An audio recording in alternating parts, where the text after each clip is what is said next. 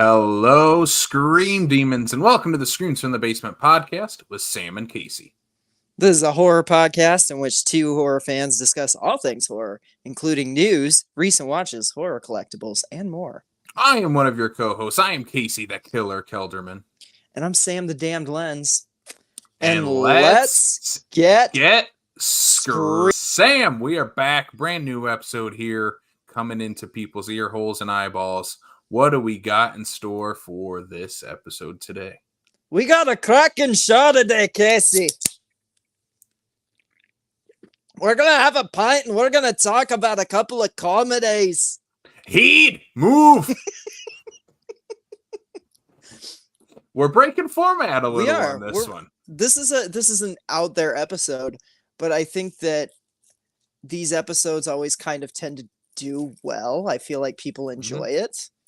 Here's the thing about doing these types of episodes is that, I mean, yeah, we're horror fans. People who listen to this, obviously, they're horror fans as well. Doesn't mean we always watch just horror. Absolutely not. We like to go a little bit outside that box every once in a while. We're not going too far out. We're not doing like something crazy where we're doing straight up comedies or. We're not doing Anyone But You, but trust me, I would in a heartbeat. Apparently we would. I don't know. I haven't watched it yet. That's a different Sydney Sweeney movie. We talked about Immaculate a couple weeks ago, but that's a very different one. No, today we're talking about two comedy movies. First and foremost, comedy movies, though, that have at least their toe dipped into the horror genre. Yeah. I think that might be the best way to put it. I think one of them probably leans more into like straight up, you could call it like the genre of horror comedy. The first one, that one being 1985's Once Bitten. The other one is definitely just like a toe, barely touching the water of the horror genre. And that's 1993's So I Married an Axe Murderer. Casey, I'm going to play my hand a little early here. I actually disagree on that. I think it's reversed. Okay. Yeah. Okay. I'm excited. But yes, I do think Axe Murderer is actually closer to horror than Once Bitten. Strangely in enough. terms of the actual horror, yes, but I don't know. We could talk about it. Yeah, I think both are enough in the genre, both leaning towards like dark comedy or like at least subject matter that leads itself into horror. But the reason we're doing this double feature, though, is because both of these movies star two childhood icons for us. Yep. Two of the biggest comedy stars of all time, but especially in the 90s, Jim Carrey and Mike Myers. We're talking two of their earlier works in their careers as well. I would say probably the closest either of them has gone into the horror genre, besides like number 23 with Jim Carrey, is probably the other one you would throw in there. Yeah. Yeah, God, they really haven't done much. Because The Mask kind of came out of a horror, not necessarily like horror, but it was definitely like an a darker comic book. Yeah. Yeah, but it definitely didn't match the tone. Yeah, no. The movie is a straight comedy superhero movie. Yeah. Yeah, exactly. Yeah, I would say this is as close to horror as either of these guys have gotten. Yeah. Yeah. And boy, I'm not gonna lie, I wish Mike Myers would do more stuff like this. Yeah. I also wish Jim Carrey would do more stuff like Once Bitten, and we'll get into it. And maybe we can get into it right now. Yeah, let's get into it now. Our first movie, Once Bitten. Casey, both of these were first-time watches for me. You are the mastermind behind this particular double feature. Talk us through picking these two movies and your history with Once Bitten. Why did I pick these two movies? I don't know why the idea of these two movies specifically together was my pitch for a double feature, because like we have a list of I don't know, that's probably 30 episode ideas deep, and most of them are like double feature ideas. And this is the one I came up with because, well, for one, I love So I Married an Axe Murderer. It's It's just one of my favorite kind of unseen comedies, especially of the 90s. And I've seen that movie 4 or 5 times. And Once Bitten was a movie I watched on Antenna TV. It was probably that channel, Antenna TV or Me TV, one or the other, when I first moved to Sioux Falls. And I had one of those antennas that you stuck up on the wall or had like the bunny ears. Mm-hmm. And it was on one night when I didn't have my internet hooked up yet. And so is this movie, and it was during like the dream sequence with Jim Carrey where he's Dracula. Oh yeah. What is this movie? And so I sat there and watched from that point on the movie. So this is my first time watching it from beginning to end. And Okay. I don't know. It was just one movie that just kind of always stuck with me as this kind of weird anomaly, especially in Jim Carrey's career, because like, I don't know, like for me, obviously there's like horror gods, but like to me, like my gods of cinema are Mike Myers, Jim Carrey, Adam Sandler. Right.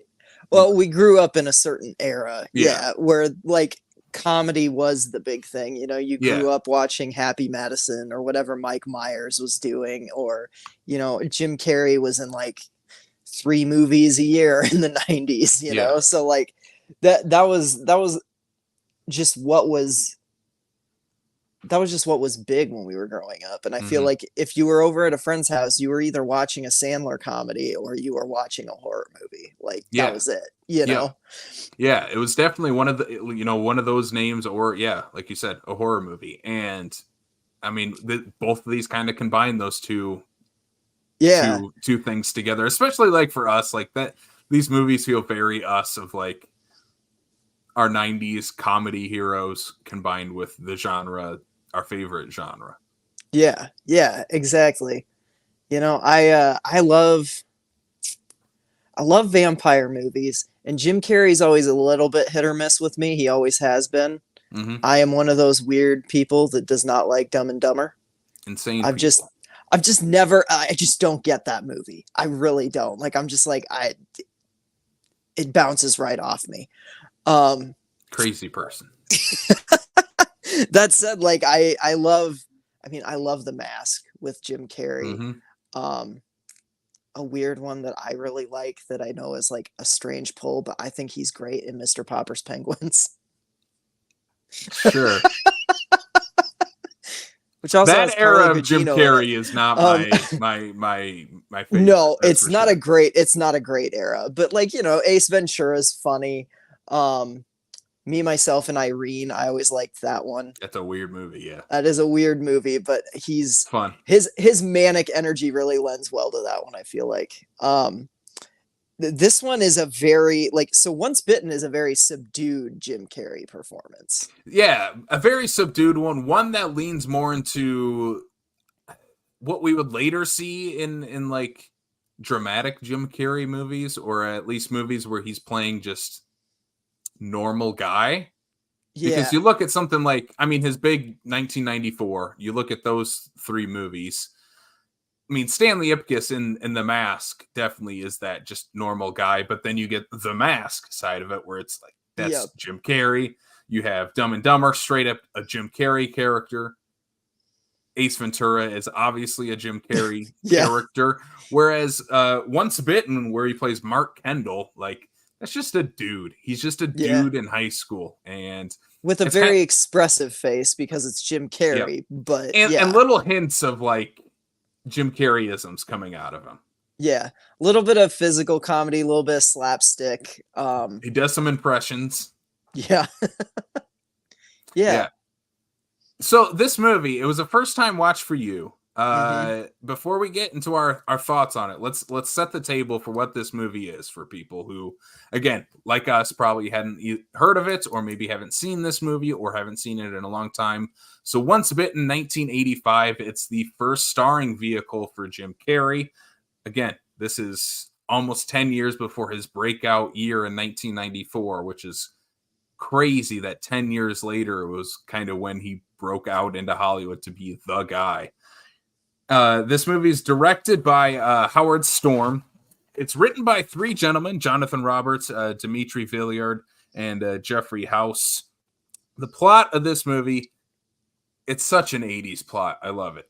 The Countess, a blood-sucking vampire, wants action, and she wants it now, which happens in like the first 5 minutes. She says that line. She wants action. Yep. She wants it now. She seeks a virgin by Halloween, loosely by Halloween. The plot gets a little muddied on when the timeline of everything is, but she wants a virgin by Halloween is what it is, so she can kind of rejuvenate herself and make herself younger for longer. Meanwhile, Mark, played by Jim Carrey, he seeks action any way possible and makes a major mistake one night in LA and ends up with the Countess. Mm-hmm. And he then begins turning into a vampire and goes through all the changes that go along with that. I think this is sort of a metaphor for puberty, I guess, even though he's definitely like older high school. Well, he's 18 years old because he can drink, he's drinking. Right. This movie came out in the same year that Teen Wolf did. And I know how you feel about Teen Wolf. Yeah, that might have been a good double feature with this one, though. Yeah, I can't escape the feeling throughout watching this entire movie that I'm just watching the lesser version of Teen Wolf in a lot of ways. Yeah. It is as kind of light and fluffy as that comedy is, but it also doubles down on some of the worst parts of that movie, and I think you'll know what. But yeah, I did enjoy this. The characters that I liked the most, though, were the side characters.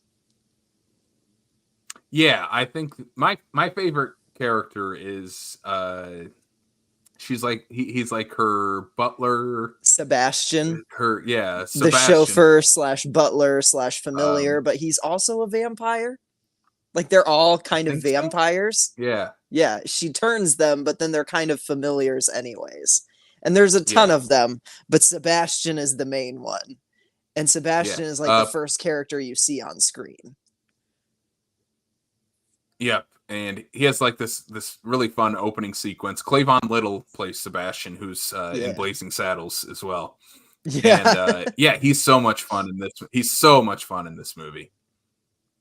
Yeah, this I mean, both of these movies do have really fun side characters in them, surrounded by us. I mean, both of these are pseudo love story movies. They're both centered around romance. This one is definitely the more crude of the two movies we'll talk about, where it's straight up the Countess, played by Laurie Hutton. Laurie Hutton. She's really fun in this movie. I think she's having a blast with this role. But yeah, like her thing is straight up, I need to find a virgin man and basically suck the life out of him. Yep. By literally like going down on him and like biting the inside of his thigh. Yeah. Of his thigh, yeah. Biting the inside of his thigh. Yeah.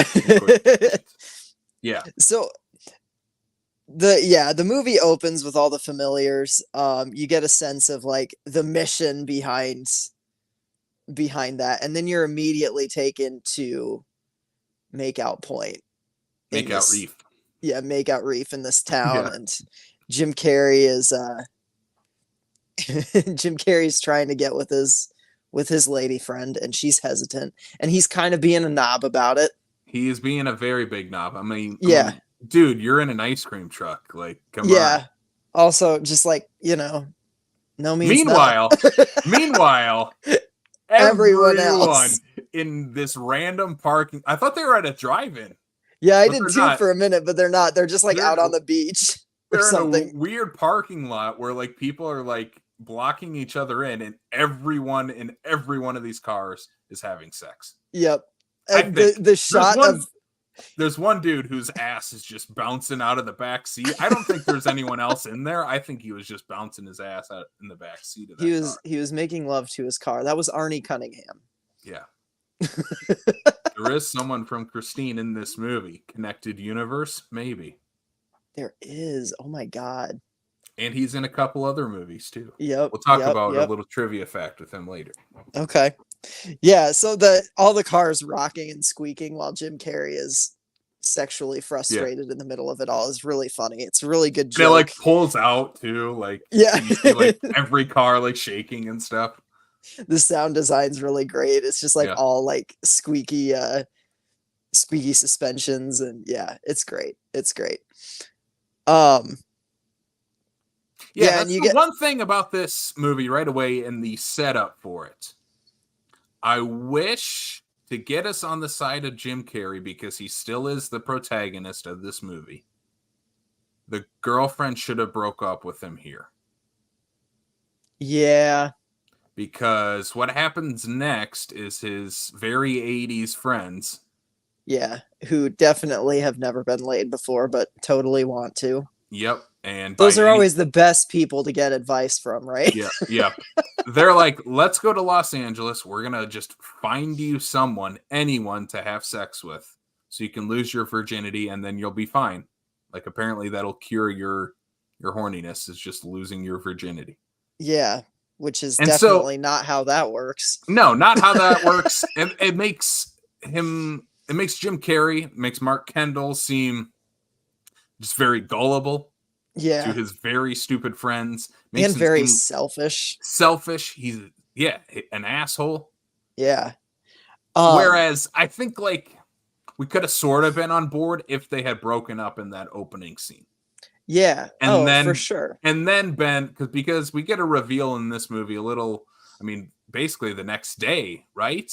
After what Yeah. happens with him and the Countess, of his girlfriend coming up to him and she finds out right away that Yeah.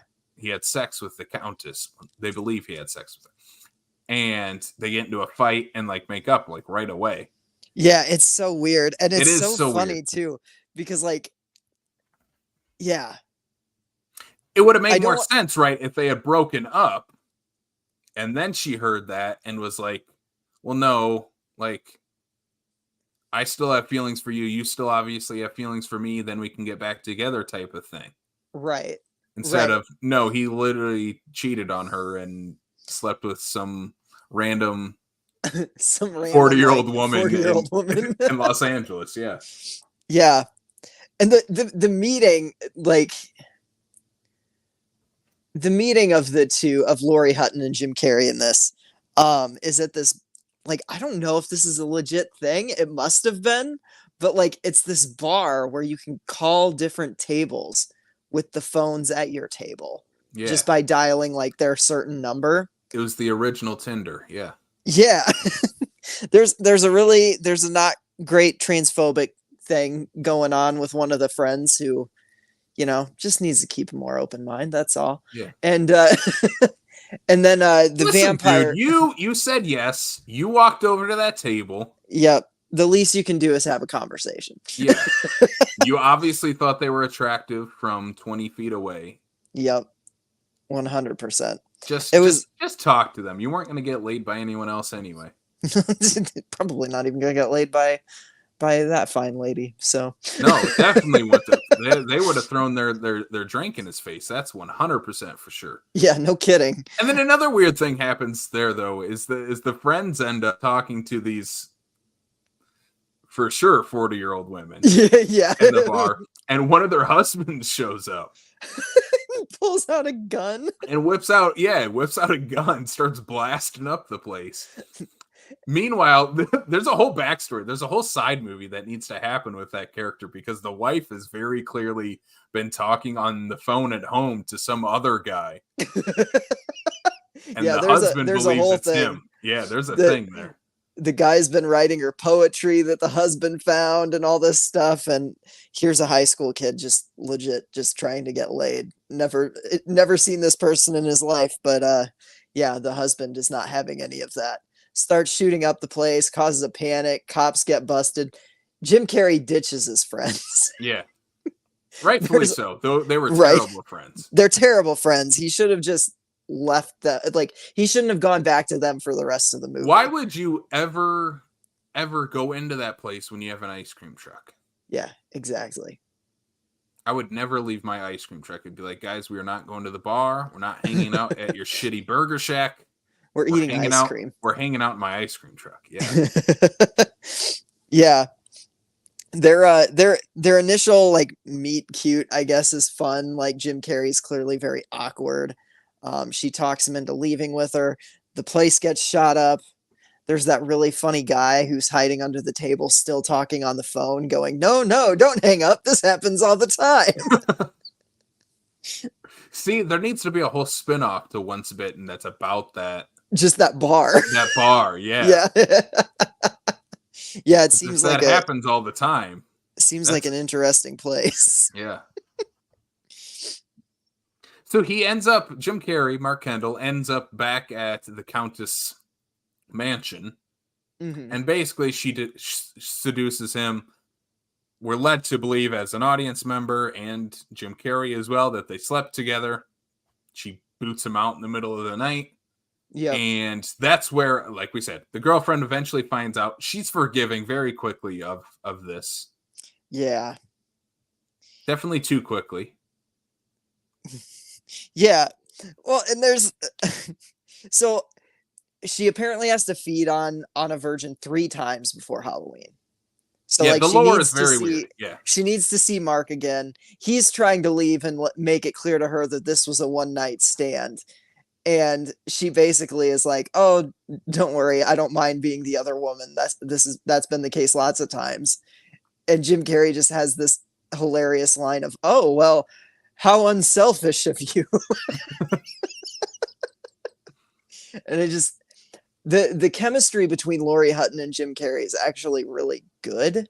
Yeah. Because like Jim Carrey is very good at playing awkward. And he's very awkward in these, especially these first encounters.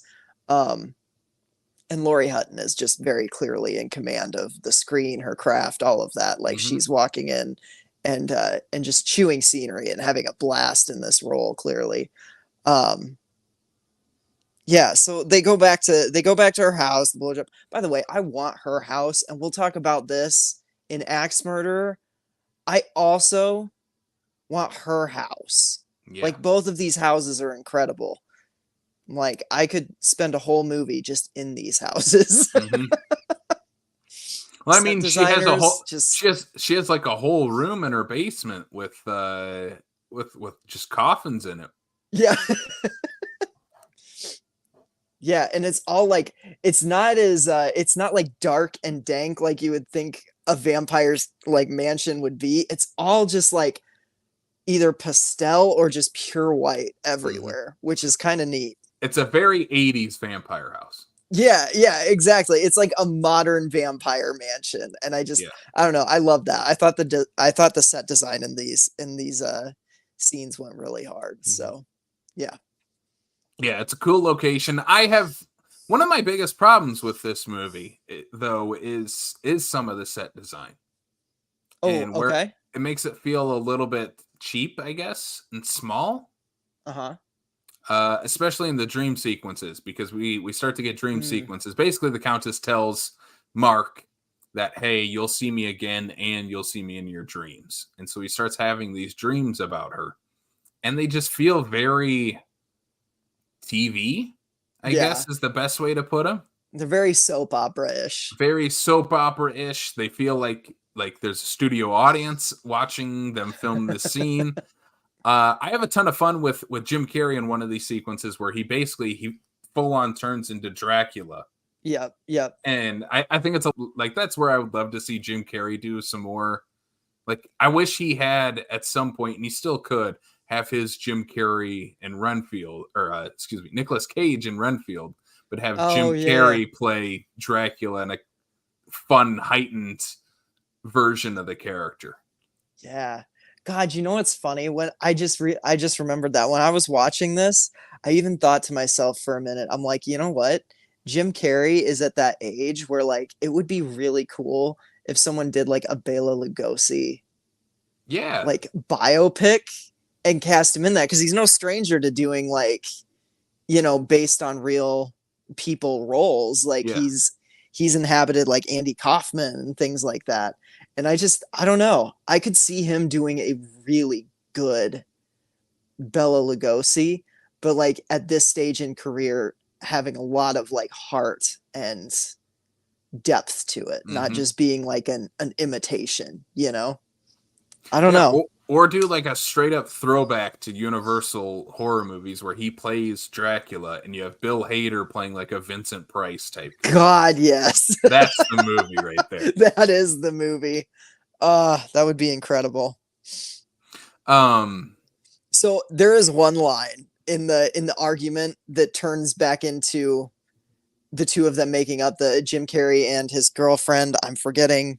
Why am I Rob forgetting her name? Robin, which is played by Robin. Karen Copens, and she's really good in this movie too. I think she's having a blast. Oh, she's one of the best people in this for sure. Like she's so funny, and she has this line that it killed me. And it was like, I can't believe you'd throw all of this away, all of what we had away for a butler, a chauffeur, and a slut eating Buttons.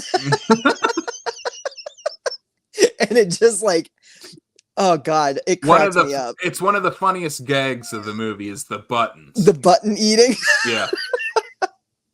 Not even eating, just biting them off and spitting them out. Spitting them out. And it keeps coming back. It's true. There's a whole... It plays on the comedy rule of three because you have the Countess does it twice to Jim Carrey. Yep. And then it comes back in the dance battle. Oh, wait. No, at the end of the movie. Oh, yeah, because she does it. Yeah, that's right. That's right. Yeah, at the end of the movie, Robin spits out his button. Yep, that's right.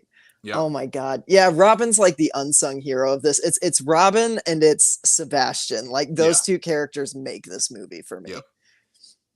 Yeah, let's get to that dance sequence because this is the second time she's going for the third time, the Countess. Yep.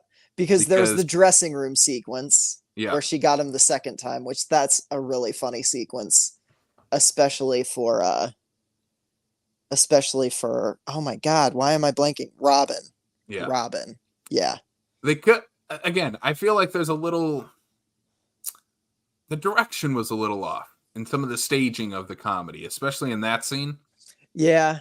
Like the timing just felt a little the editing was a little strange. It could have been a little snappier in terms of like because in that scene the Countess is in the changing room with Mark. And on the outside is Robin, who's giving clothes to Mark to try on. And trying to get in. And she's trying to get in, and he's not letting her because... Go ahead.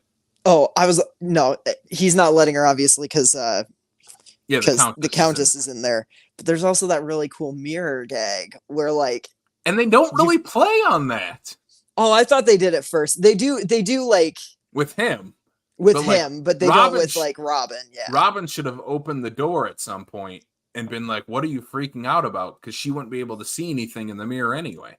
Yeah, I was kind of waiting for that to happen. Was a little disappointed when it didn't. Yeah, but we got quite a bit of that, like because he's in that dressing room for a really long time while she is over his shoulder, just not noticing. Mm-hmm. And I don't know, that whole thing had me grinning ear to ear. That little mini sequence within it. So. Yeah. So that's the second time that she seduces him, the Countess does. And then the third time she tries is on Halloween. There's a Halloween party. I believe it's on Halloween, right? Yeah, it's the Halloween dance. At least because the movie, I mean, it's not the third act of the movie because there is a whole nother sequence like on how, again, the timeline of this is like not very clear. That's true, right? Well, maybe the dance was before Halloween. Maybe it was like the weekend of Halloween or whatever. Anyway, so there's a Halloween dance at the school. Apparently, they go to Rydell High because they're just having a dance-offs. And it's straight up the scene from Grease, where Danny Zuko is dancing and gets pulled away by what's the lady's name? The girl from the other rival school that he used to date. Yeah, that's right. Yeah. I don't remember. I'm not a Grease head like you. Yeah. I can't remember. I love like the whole dance sequence is incredible. I'm a sucker for a big dance sequence in the middle of an 80s comedy, and This one's got a good one. It really does. The physicality of Jim Carrey playing off of these two ladies is incredible. Both of the ladies bring it. Like they are just that everybody knew what this scene needed to be and just brought it. And I appreciate this. To me, this is the best thing in the whole movie. We also skipped over one minor scene that doesn't really have anything to do with the rest of the plot, but it's really funny. And it's the confession scene where Jim Carrey goes to confession at the church and he like just spews everything. And the pastor's just like silent. He's like, so what do I do? And he just goes, you better get a shovel, son, because you're in deep shit. And then it just cuts to the next scene and it has no it's like, you could cut that whole scene and it wouldn't make a difference in the movie, but it is a really funny, like, throwaway line. Yeah, there's a couple, like, sub scenes in this movie. Yeah, like the laundromat with the two friends still trying to get laid. One of them gets shoved in the dryer and one of them picks someone who's a little too willing. Yeah. There's, again, with the two friends, there's a scene where they... where they're like, Robin tells them, hey, you guys need to check if he's a vampire. He's gonna have a bite, but it's between his legs. Yep. And that's where some of the icky 80s-ness comes in. It wouldn't bother me as much if it was just one scene, but God, they just drag the joke out for like 2 scenes after that too. And it's just like, okay, it wasn't funny when it happened in the showers. It's not funny now. Like, move on from this, you know? Ugh. Yeah. Different time. I get it. But, they drop an F-bomb while they're in the shower. Multiple. Yeah. Yeah. And then they're just worried about it. Like, one of them thinks they might actually be, and they're just like, and I'm just like, okay, this is weird. This is dumb. We don't need this in this movie. Yeah. Like, this is not an important thing. It started funny in the shower. Like, I was laughing right up until a point. And then after that, it kind of soured this whole section of the movie for me, really, you know? Yeah. Which is a bummer coming off of that killer dance sequence. Yeah, because I'm not going to lie. The dance sequence, I was like, okay, this might be a 4-star movie. And then this brought it down just a little bit more where I'm like, oh, this is just painfully unfunny, you know? Yeah, and then you get the final act of the movie, and it's basically like the ritual to basically suck the rest of the life out of Jim Carrey, fully turn him into a vampire, and the Countess becomes young and stays young for whatever the mythology is, however long. Yep. Again, the set design in this is a little TV. Yeah, tell. It's pretty weak. You can tell that it's like one hallway that they keep dressing up to make it look like different hallways and stuff. And it's like, they don't quite cover the seams very well. Yeah. But it is like a fun, elongated chase sequence with a little bit of like slapstick and the chase sequence is pretty fun. The vampires, like all her underlings, are like bursting through walls and coming up from under the ground. And there's one point where one of them's like just gonna break down a door because it's locked, and she's like, do you realize every door you guys break, I have to replace? Try the handle first. It opens right away. Opens. And he's already punched a hole through the door anyways. It's really funny. Yeah, I did find it hilarious that like they had vampires bursting through brick walls, you know, like clearly styrofoam brick walls, but like but they were bursting through brick walls in this movie, and then by the character's own logic, they locked like a wooden door to a bathroom, and I'm like, I don't think that's gonna hold them. This seems weird. Why is no one just bursting through this? Why is no one coming up through the tile floor? I mean, there's a point in this chase sequence, and I want to know if you picked up on this, because I think it's a direct homage to the Wizard of Oz. Okay, the whole thing felt very Wizard of Oz. It's very Wizard of Oz, but there's what was the specific? The specific one for me was when the Countess is running with all her people behind her, and she's like, you guys go that way, we'll go this way. And like straight up, yeah. the Wicked Witch of the West says that. And there's literally like a point where like our heroes are caught in a corner between two different stairways, and they're both coming towards them. Yeah, which is again straight up Wizard of Oz.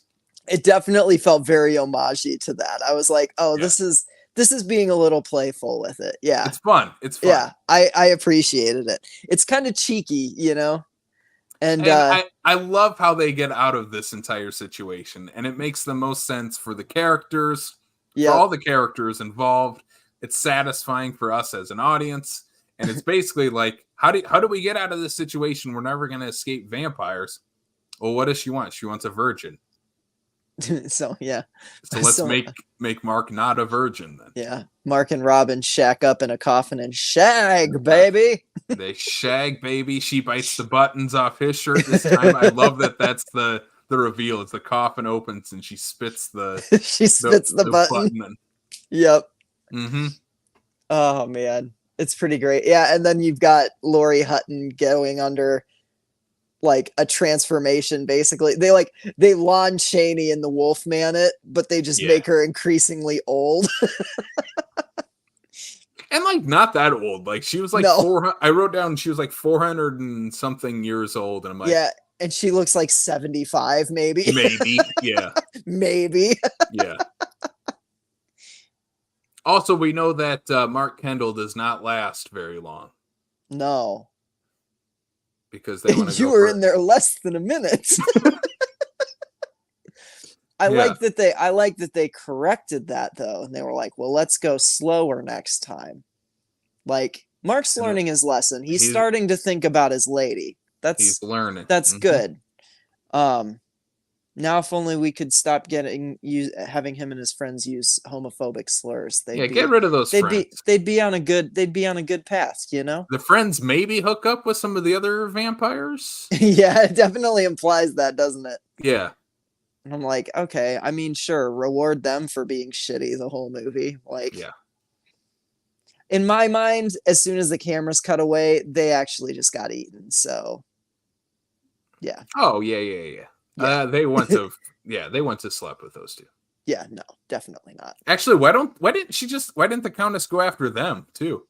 Yeah, that's another thing. I'm like, why is she like, why is it Jim Carrey? Because I'm like, I feel like Jim Carrey out of those three was the most difficult one that she could have possibly, like those other two, because the other two would have just done girlfriends. Yeah. They would have just been like, okay. They were already chasing after older women at that bar. Right. It would have been a home run for her. Yeah. No sense. She would have been looking young and she would have had some dork. I mean, I don't know. She just had to have that Jim Carrey, man. I guess. I don't quite get it, but sure. Yeah. All right, let's get into some trivia for Once Bitten. Yeah. First things first, one of the coolest ones I found out that the role of the Countess was originally written for Elvira Cassandra Peterson to play the role. That would have been awesome. Yep. I would have loved that. You talked about Teen Wolf earlier. Michael J. Fox was the first pick to play Mark in this movie. They ended up going with Jim Carrey. I think it probably would have been too close, obviously, to Teen Wolf if he had done both of these movies, especially in the same year. I'm glad they ended up casting the way they did. Yeah. Yeah. Two more bits of trivia, and then we'll give our score on Once Bitten. One of them, so I talked about there's someone from Christine in this movie. Is it the friend? Because he's also Bemis in Christine, right? Or no? There is one of the vampires. He kind of looks like Doug Jones looking vampire. Okay. A really long neck. He's in Christine, but he's also in Friday the 13th Part 2. Yep, Stuart Charno. Yes. Yeah. He plays Ted in Friday Vandenberg. He plays Ted in Friday the 13th Part 2. He's one of the guys to the bar. The smartest Friday the 13th character ever, who, instead of going back to camp, stays at the bar and doesn't die. Oh, did you also notice another Friday the 13th actor in this movie? I did not. because there's two more. I'm trying to look through this cast list right now. There is Dominic Braccia, who played Joey, the chocolate bar eating kid in Friday the 13th Part 5, who gets axed right away in that movie. He's trying to, again, buy some ice cream. Ice cream. He has to be playing the same character, right? Oh my God. No, not Shelly. It's not Shelly. That's not what his name was, right? He looks like him. Joey. He looks like Shelly. Joey, that's right. Joey, yeah. And then there's one more Friday the 13th alumni in Once Bitten, Carrie Moore, who is one of the twins in Friday the 13th Part 4. She's also in this movie too. That's right. So it's just a Friday the 13th reunion in Once Bitten. Yeah. Yeah. So yeah, Once Bitten. Oh, yeah, I got one more piece of trivia that I want to throw out here before we wrap this up, because I thought these are a ton of fun, and I want to hear which of these titles you like the most. So, in other countries, it has different titles than Once Bitten, and I want to hear which one you would pick as a better title than Once Bitten. Okay. So in France, the title it had was Seduction Has Teeth. Ooh, okay. That's a good one. Another title. Another one it had in France was Vampires Forever. Not as good. In Brazil, Virgin Boy Wanted.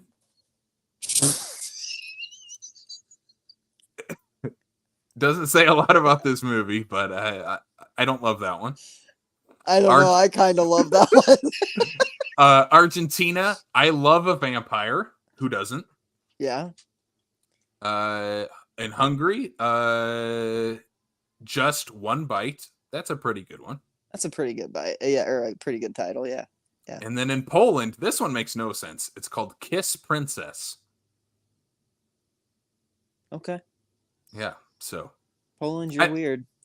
They're just like obsessed with Lori Hutton, I guess. They're just like Kiss Princess. Kiss Princess.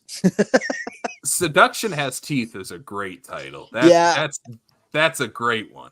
That is a really good title. I mean, I like the title Once Bitten. I think that's a good title too. Yeah, yeah. It's kind of weird because like he's not only bitten once, he's bitten twice. So it feels like it should be called Twice Bitten, but that seems like it'd be a sequel title. Yeah. But well, the sequel could be Once Bitten, Twice Shy, but Twice Bitten, Once Shy. Yeah.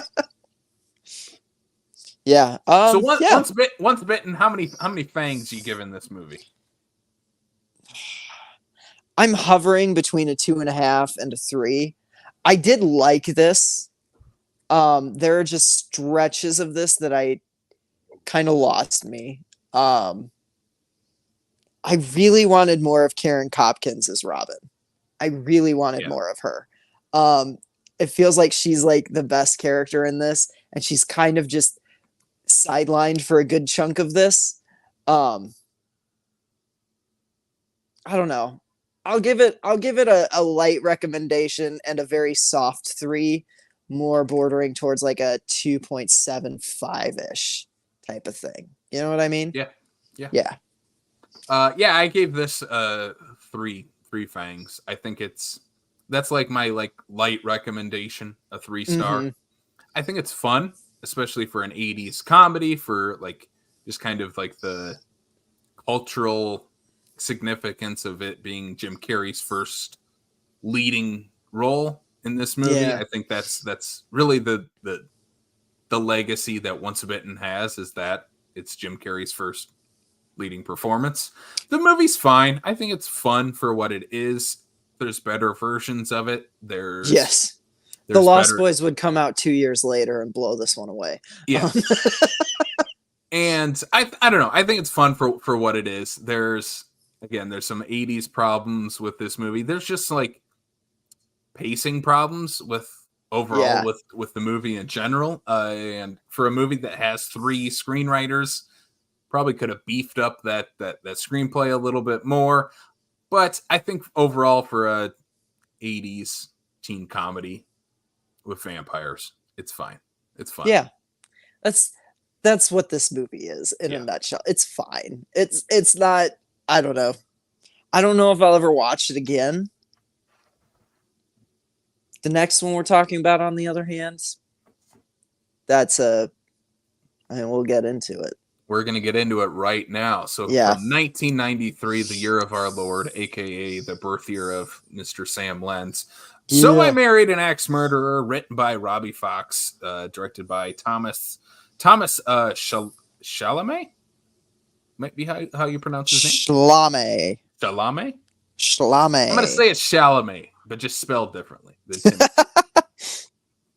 Anyway, this movie is about a wayward poet and a paranoid lover, Charlie McKenzie, and he may have finally found the love of his life, Harriet, sweet Harriet. And the only problem is she may in fact be an axe-murdering husband killer.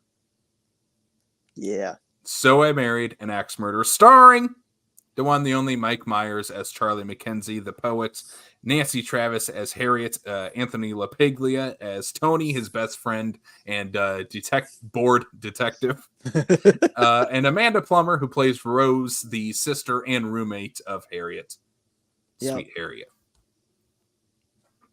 So and Alan Arkin is the police chief. There's so many people in this movie. We'll get into there is. Yeah.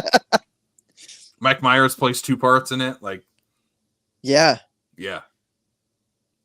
And he's not even the wildest role in it. Well, no, yeah. There's probably another SNL alumni that has a even wilder. Yeah. His scene is so like almost out of place in the rest of the movie, but it's so funny. We'll get to that scene. It's a necessary scene that's enhanced by the casting, and then the I presume he probably just wrote it himself. Scene of a certain SNL alumni. Yep. So this is a first time watch for you.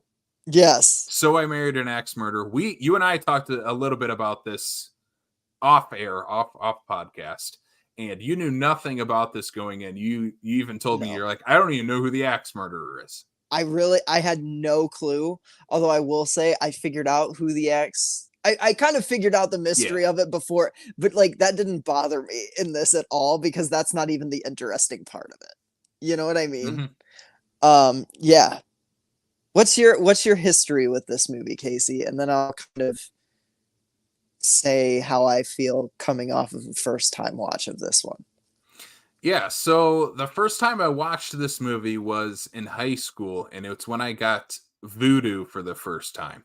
And back then, it might have been like right around when like Vudu was starting up, because when I signed up for Vudu, it gave me 5 free titles to pick from, and they're still in my Vudu library to this day.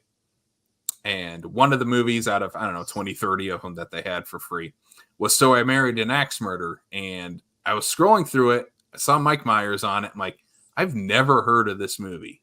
And Mike Myers is my guy. Like, Wayne's World is my favorite movie of all time. Yep. In 3rd grade, I dressed up as Austin Powers for Halloween. Like, Mike Myers is Shrek is one of my favorite animated movies. Mm-hmm. Mike Myers is a cinematic god to me. And I had never heard of So I Married an Axe Murderer. Picked out my 5 movies, watched So I Married an Axe Murderer that night, and immediately just fell in love with this movie. I've seen it 4 or 5 times. Since then, every time I watch it, I fall a little bit more in love with this. It is 100% my type of rom-com movie, where something it's like this and like Wedding Singer, I think they fall into this, like, they're not like cheesy rom-coms. I still buy into every part of the love story part, every part of the relationship part, but also there's so many goofy, weird 90s stuff in this that it's like it fills that part that I love so much too. And I love this movie. It is I think in the last couple of years especially, it's seen kind of a revitalization of this movie. More eyes are getting on it. I've even seen people like, this is my favorite Mike Myers movie. And I don't know if that would have been the case in 2001, Probably not, no.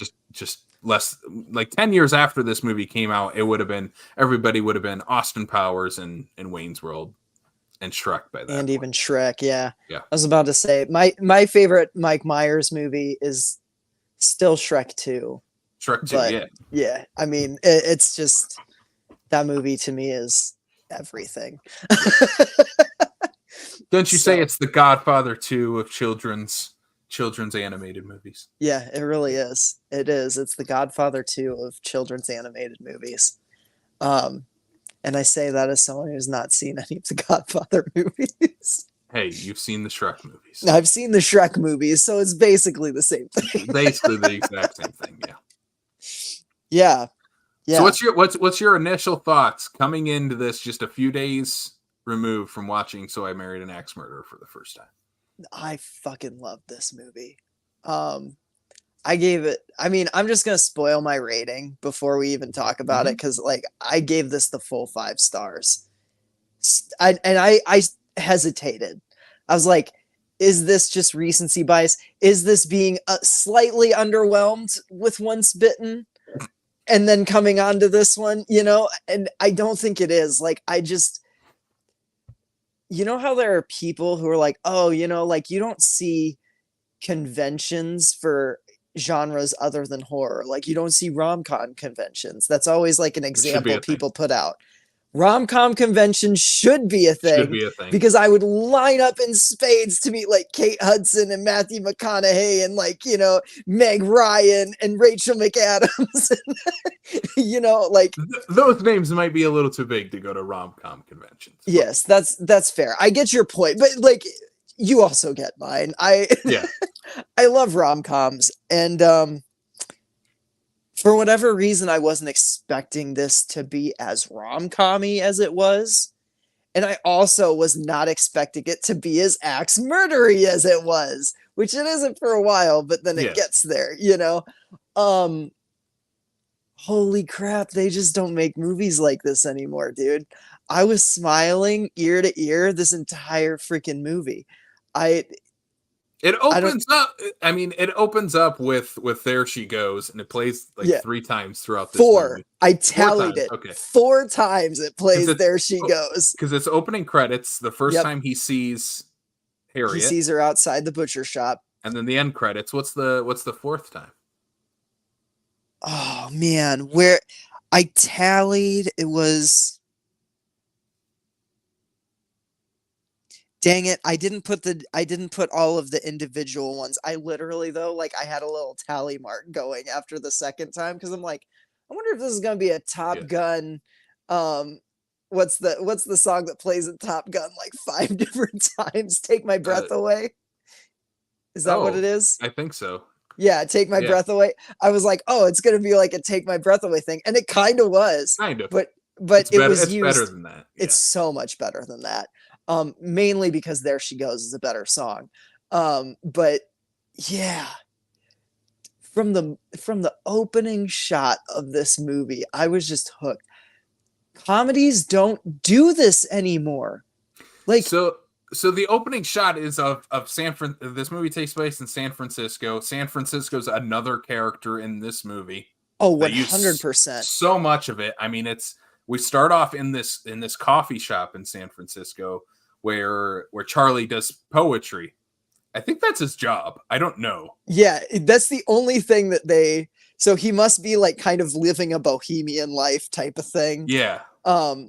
Yeah, there's this incredible one shot like follows into the coffee shop from an aerial shot of San Francisco. Yeah. And then there's this oneer inside the coffee shop where you're following like this waitress picking up a used mug, bringing it over to the dishwasher. He washes it. They fill it up with a cappuccino or whatever, put it back on the tray, and she makes her way to Mike Myers.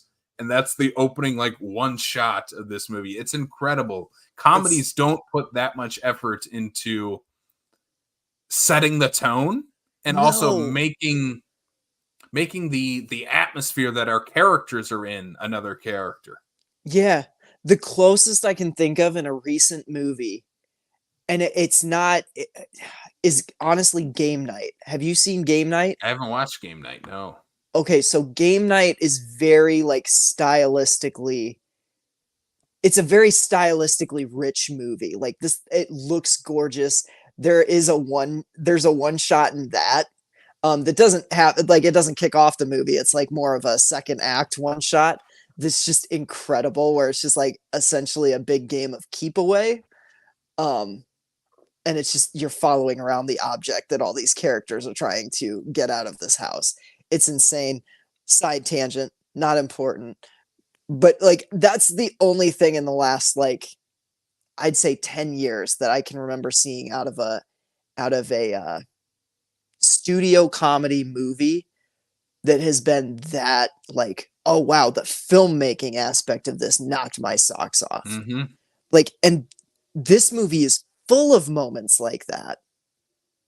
Even when its budget is a little, you can start seeing it at times, you know? Yeah.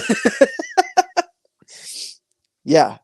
Um, so the coffee shop scene. I believe I ordered a large. Hello.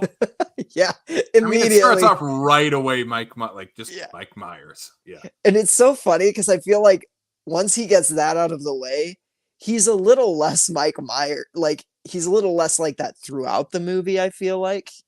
Well, except when he's playing his dad.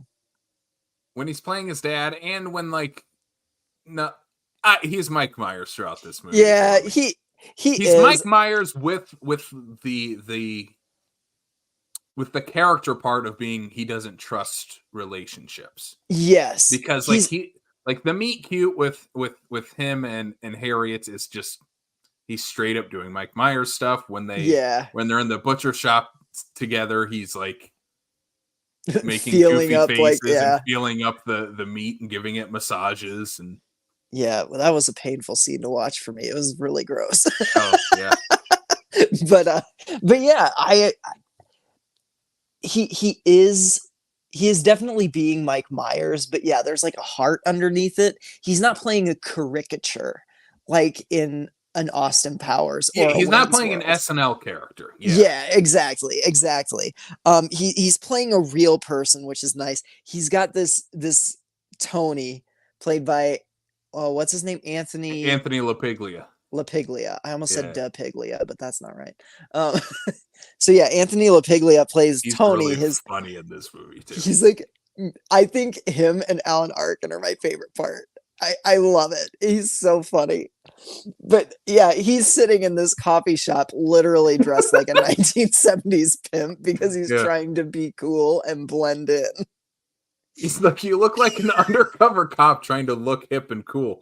I am an undercover cop trying to look hip and cool. Well, maybe next time you don't have to dress like a 1970s pimp.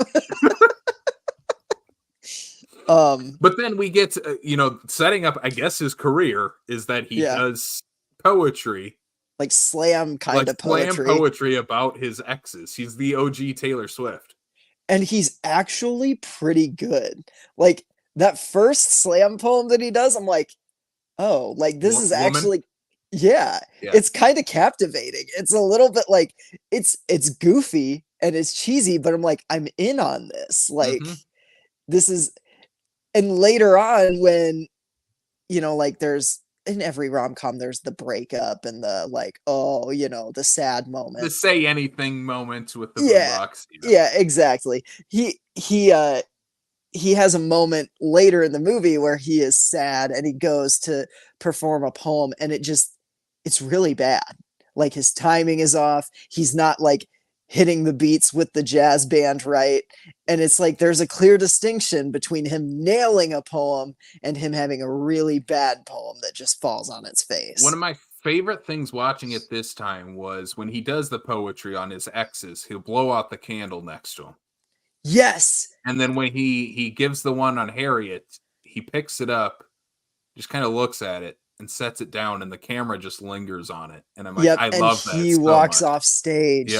Yeah. It's so good. It's good. Such a powerful moment. And it's just like, it's little things like that that make this movie, like, in my opinion, a 5-star movie, because it's like, no rom-coms do this anymore. This is taking the romantic relationship in this movie very seriously, which is something that you don't see a lot of. It's all just schmaltzy or for the laughs, like it feels very real. Yeah, it does. Like everything, which is a weird thing to say about a movie in About which an ex-murderer.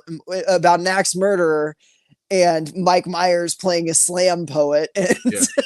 like and falling in love with a woman who runs a butcher shop. Like this all sounds so random and zany With and like his very Scottish father. yeah, with his very Scottish father, his very Scottish mother. Like Mm-hmm. and it's not as zany as it sounds on paper. Like in practice, there's actually a lot more restraint in the style of like not in the style, but in the like hamminess of it. Yeah. Scottish father aside. That clearly just felt like That's the where director was just like, he's playing a okay, Mike Mike, Myers do whatever character. you want with this.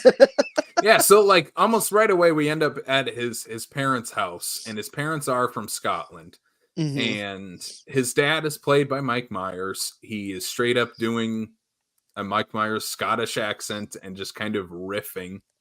Until he opened his mouth though, like when he first hobbles onto the camera, like I wasn't looking close enough and I thought it was Dana Carvey doing like a church lady type of character. And then he opened his mouth, I'm like, "Oh, that's Mike It's Mike Myers." Myers, yeah. But like yeah. And then there's Averman from Mighty Ducks who plays his nephew, I think. Yeah. Who lives with his parents. Yep. And Yeah. he's got a normal sized head but a big afro. No, he's got a pretty big head. Okay, he's got a pretty big head. It's like but Sputnik. I also have a big head and I'm tired of big head jokes. Get down with big head jokes. No, it's really funny. Yeah, because Mike Myers is just berating this kid in a Scottish, like a thick Scottish accent, to a point where he actually gets Anthony LaPiglia to break at the end of this scene, and they just keep it in the movie, and it's so great. It's so funny. It's so genuine. Yeah. Yeah. Like, like in this universe, Anthony LaPiglia, goes over and has dinner every week with his parents. Yep.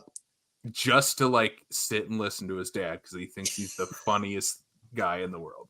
Yeah. It's really great. Like I know it was a character break, but it doesn't feel like one. No. Because it's like, no, like if you were sitting next to this guy going off like this, like the tension would break somehow. Yeah. Like you would have to laugh eventually. And then this is where we get the setup of his mom who reads like what is it called? The World News or something like that. Yeah, it's some shitty tabloid rag that she just thinks is the tabloid one where it's like man gives birth to child. And yeah. Monkey man found in Antarctica, like that type of news. Yep. And the ex-wife murderer. Yeah, there's the axe murderer who's killing off people in different parts of the United States, and apparently they're all connected because it's the honeymoon killer is what they're calling them. Mrs. X. Mrs. X. And I don't know, at first Charlie doesn't think much of that just because it's a tabloid thing, but he already has this inherent thing where he finds the worst in the women he dates. Yeah. He gets overly paranoid and just like sabotages. One of them smelled like Campbell's soup. Like yeah. One of them, what did he say? One of them was working with like the FBI or something FBI, like that. One of them's a klepto. Yeah. He thinks she stole his cat. I kept waiting for her to show up. I kept waiting for her to show up with the cat, like as a callback to that gag. Little disappointed that didn't happen, but she stole his cat. It was in his slam poetry.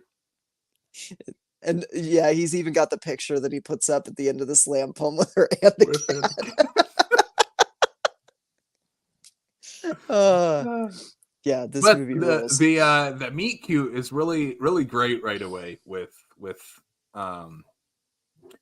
Charlie and Harriet, where they meet at she's a butcher at like this world meat market.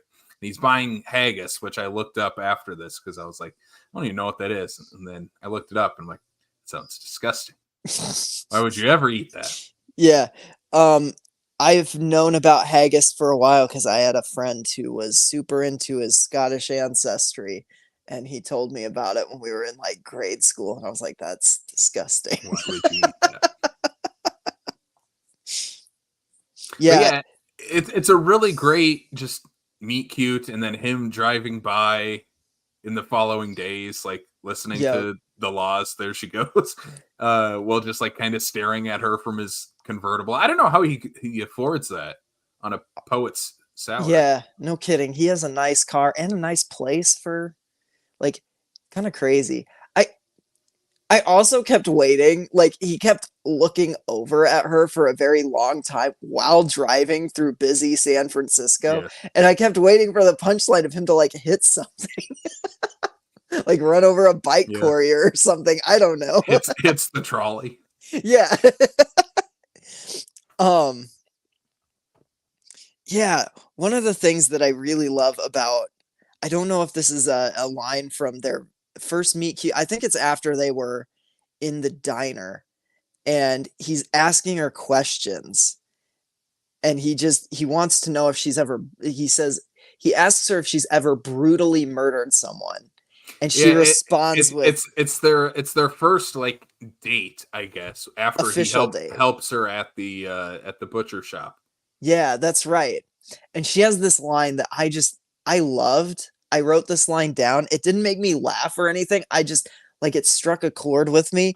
And it's brutal's a very subjective word. What's brutal to one person might be totally reasonable to someone else.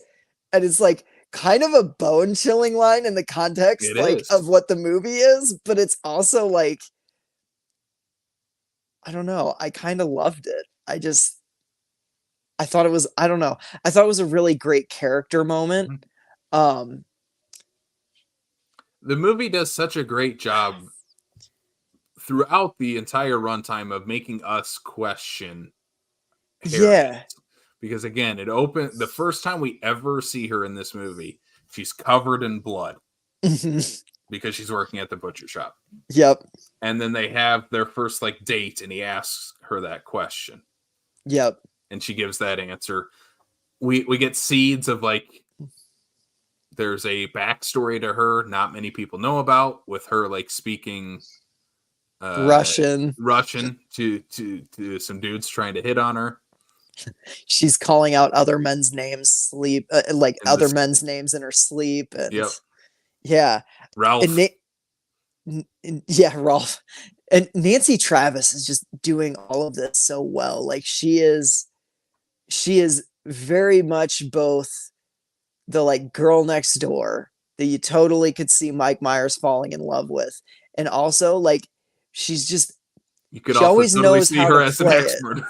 Yeah, Yeah. yeah, like she always knows how to play it, and having her and Amanda Plummer as siblings is just a brilliant bit of casting, because I feel like those two like really, I don't know, the way they act and the way they carry themselves in this movie, like you do kind of believe that they're sisters. Mm-hmm.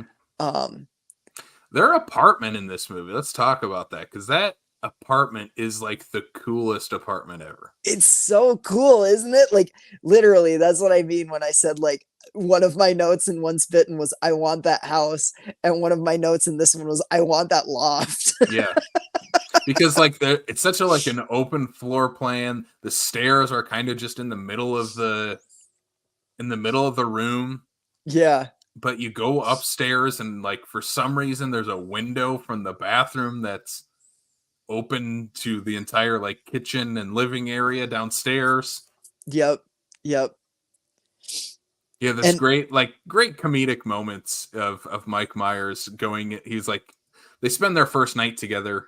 They sleep together. He's gonna hop in the shower with her because he believes it's her, and then it's the sister. Yeah, it's Amanda Plummer as Amanda Plum. Rose. Sorry. She offers to make him this biggest extravagant breakfast, and it cuts to her just setting a bowl and some Fruit Loops in front of him. Fruit Loops in front of him. And her explanation is just, I guess we didn't have any of the other stuff I said. I wonder if she did that with all the other boyfriends. Is that Like her? Is that her first trigger? her like power play where she Yeah. like asks him like, "Do you want breakfast?" And then she's just like, "Here, have some cereal, Here, bitch." yeah. And if you stick around, it's like, oh, I'm gonna axe you. Yeah, yeah. If It's you like she's leave, all right, I understand because I didn't make you breakfast. I just gave you some Fruit Loops. because she even says something like, "Be careful" to him before he leaves. And like on a first time watch, you might think like, "Oh, she's she's talking about like her sister's maybe murderous tendencies."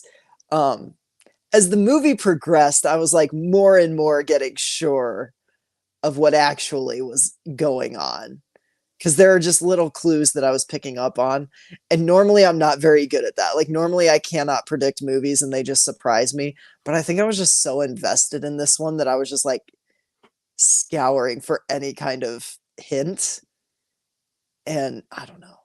I really love this movie. Mm-hmm. Um, in the midst of all of this happening, there's also a scene, I don't know exactly where it comes in, where Tony is at the station. He's getting ready to file paperwork, and he gives his captain some attitude. And so Alan Arkin like pulls him into a room and he sits him down and has a heart to heart with him. Yeah, Where Anthony LaPaglia is this is nothing like what I watched on TV. Like, yeah, it's 90% paperwork. Like, I haven't been in a shootout with anyone. Like, yep. And Arkin is just so calm. He's just like, "Hey, it's the job. I get It's it. not glamorous, but it's important, Mhm. He's like, "Well, that's another thing. You're too nice." I'm too nice. Yeah. And like, and he goes off on Alan Arkin for being too nice. And the way Alan Arkin responds is just by being even more Yeah. nice. Yeah, basically tells him he needs to be like the hard nose Yeah. commissioner and he needs to Come in, slam your hand on the slam the hand desk, of the yell door. at me. Yeah. Tell me you only got it. Tell me my ass is on the Yeah. line, stuff like that, Yeah. He's And like, yeah. well, I don't speak to a commissioner. I basically speak to a council made up of elected officials and just explaining just normal police Yeah. behavior. And then the callback to that later on in the movie is so funny. Yeah, Alan Arkin's only in this for like 2 scenes, but he just kills it both times, and it's so funny. So funny. Yeah, because Weirdly not credited in this movie. he becomes like the hard-nosed police chief In the and third like act. slams Tony up against the wall. Like, you're digging your nose into stuff that doesn't bother you, or you don't belong in, or you don't whatever. belong in. Yeah, and he like, after he does his whole spiel, he like kind of dusts him off. He's like, "Was that too much?"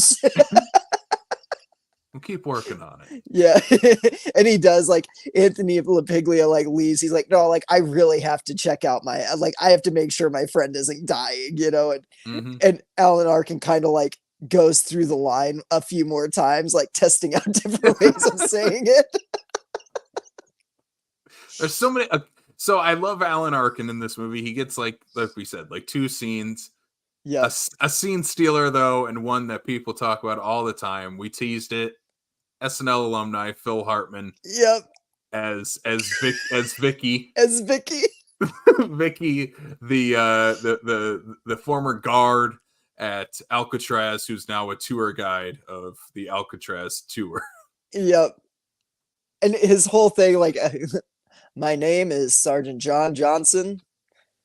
Everyone around here just calls me Vicky."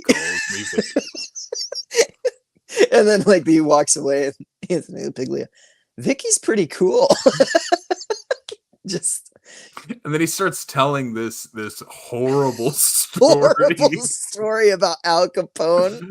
Al Capone and Machine Gun Kelly, and how like they gouged one of the other inmates' eyeballs out and pissed in the sockets. And he just says it all like in straight face, like only Phil face. Hartman can. Yep. And then this way to the cafeteria. Anyway, this way to the it's so funny. It's so funny. It's like, and it just comes out of nowhere. Nowhere. He's in the one scene where he's the tour guide. The scene is basically there to like show like that Tony is like being the best friend here. He's being like rationalizing with Mike Myers. Like, you find the smallest little thing in every woman to break up with them, and Harriet is like perfect for you. Like, you can't just like go off an intuition from your mom that she's an axe murderer type of thing. And it's basically like building up the relationship between those two, and Tony being like the level-headed side of it. And then you have just Phil Hartman as Vicky being completely over the top, but also being super real world in this movie. Yeah. And like Anthony LaPiglia, when they walk away, is like, man, that eyeball stuff, that really threw me. Yeah. It's like they just do this for fun. Like, yeah. Instead of going to the bar, they go to tours at Alcatraz. It's just like a random, like, we're just gonna do this thing. Another San Francisco staple. But yeah, I don't know. I love this scene. I think it aptly sets up the, like, Tony's not gonna let Mike Myers take the easy way out. It's a no, like, you need to stick with this. You never stick with anything. And it's really funny, especially when you get into the third act, where Anthony LaPiglia, like, is putting all these pieces together going like, oh shit, no, he's really in danger. Like, oh no, the one time I call him out on his BS, it wasn't BS. Yeah, exactly. Yeah. So yeah, he basically finds out that, oh, in fact, that news tabloid, the thing his mom warned him about, is real. People are getting killed off on their honeymoons. And it is all of her ex. And it's all of her ex-partners. Yep. Because he straight up starts calling them because he takes a picture from their wedding because Yep. I mean, the cutesy stuff of the rom-com happens. They get married. They get engaged at his parents' 30th anniversary. All the cute stuff happens. Yep. And yeah, basically Tony finds out, no, like, all her exes are actually dead, and sends these pictures to relatives of the people that died. And they're like, yeah, that's her. Yeah. That's who our son was marrying. And it's like, oh shit, I need to go stop my friend. He's on his honeymoon. Yep. He's going to get killed. And there's some great, like, POV shots where they're at the honeymoon where Mike Myers is trying like to go. A paranoid thriller at the end of this movie. Yeah, it really does. There's a great, like, point of view shot where Harriet is following Mike Myers when he's trying to get out of there and, like, go to the bathroom, and she's watching him, and, like, all of that stuff is really voyeuristic and creepy, and, like, in the way that it's shot. The resort that they're staying at is known for blackouts and power outages. And the phone lines go down all the time. Yeah, the phone lines go down all the time. And Anthony LaPiglia is trying to keeps trying to commandeer vehicles and do all of basically he's doing all of this things, like cool police things that he's checking off. And he's doing so many of these things that when it gets time to do the actual police work and save his friend, he's like totally blind to it. He's cuffing the wrong person. Yeah, my favorite one in the cool police things he wants to do is commandeer a vehicle, because Charles Grodin is the actor that plays the guy who's driving the vehicle he's trying to commandeer. And he's like, sir, I need to commandeer this vehicle. And you just have Charles Grodin. No. Yeah. No. He ends up driving him to the hotel. Yeah. And then Anthony LaPiglia tries to convince him to, like, keep the car out front because he needs to apprehend someone. And he doesn't even get a no. He just drives away. Again, such a small bit role. And also before that, he's in a plane with Stephen Wright, Right. who's also just giving this like deadpan performance. Well, oh my god, what is he say? Like, I have no concept. He's like, how long is it before we get there? He's like, oh, I don't know, man. I have no concept of time. He falls asleep while flying the airplane there. Yeah, like everything with Stephen Wright and Charles Grodin is so funny, and it Mhm. just. But what's great about it, and what makes this so good is like even though you're laughing at all of these little scenes and interactions and these bit players, like in this particular act, there's still this like sense of urgency and danger. Like you're still Yeah. kind of like, oh my god, like no, like Mike Myers is going to get axed by someone if you guys don't get there. Yeah, it's like as us as the audience, we're having fun because these are fun characters. There's fun interactions, but it's also like, oh no, you need to hurry up and get there. Like he's gonna die. Hurry up. We like him. Hurry up and get there. And yeah, and then you get the reveal And it's of Amanda Plummer. And it's Amanda Plummer. It's the sister, and Rose is revealed to be the actual axe murderer who's killing all the husbands on the honeymoon because basically the husbands are stealing her sister away from her. Yep. And it's like it's kind of one of those things where it's like, well, yeah, you cast Amanda Plummer. Of course she's going to be the psychotic axe murderer, right? Like, and again, there's a fun like chase sequence that ends up it's mostly on the roof of the hotel. And you got Anthony LaPiglia, who's like handcuffing a clearly distraught Harriet, who's trying to tell him that Mike Myers is on the roof about to get axed, and you can literally hear him screaming and like the thunks just and like, they're smoking. It's so funny. It's like, yeah, you can tell that all down at the station. Yeah, he's just trying to be the cool cop so bad that he's like screwing up the actual cop work. Yep. Oh, really funny. And yeah, and there's the chase on the roof. Everybody lives. Yep. It's a happy ending. You don't see any of the actual axe murderings in the movie. No, it's a bloodless movie. Mm-hmm. Also PG-13. Yeah. Both of these movies are PG-13, which is surprising. Yeah. It is a little bit, yeah. There's one F-bomb in So I Married an Axe Murderer. I don't think there's any in Once Bitten. I don't think so. But yeah. Oh, and you know what? The thing is though, like axe murderer especially, like doesn't need to be more than what it is. You know? It'd be a different movie if it was like if you actually saw the axe murderings and if someone died at the end, Yeah.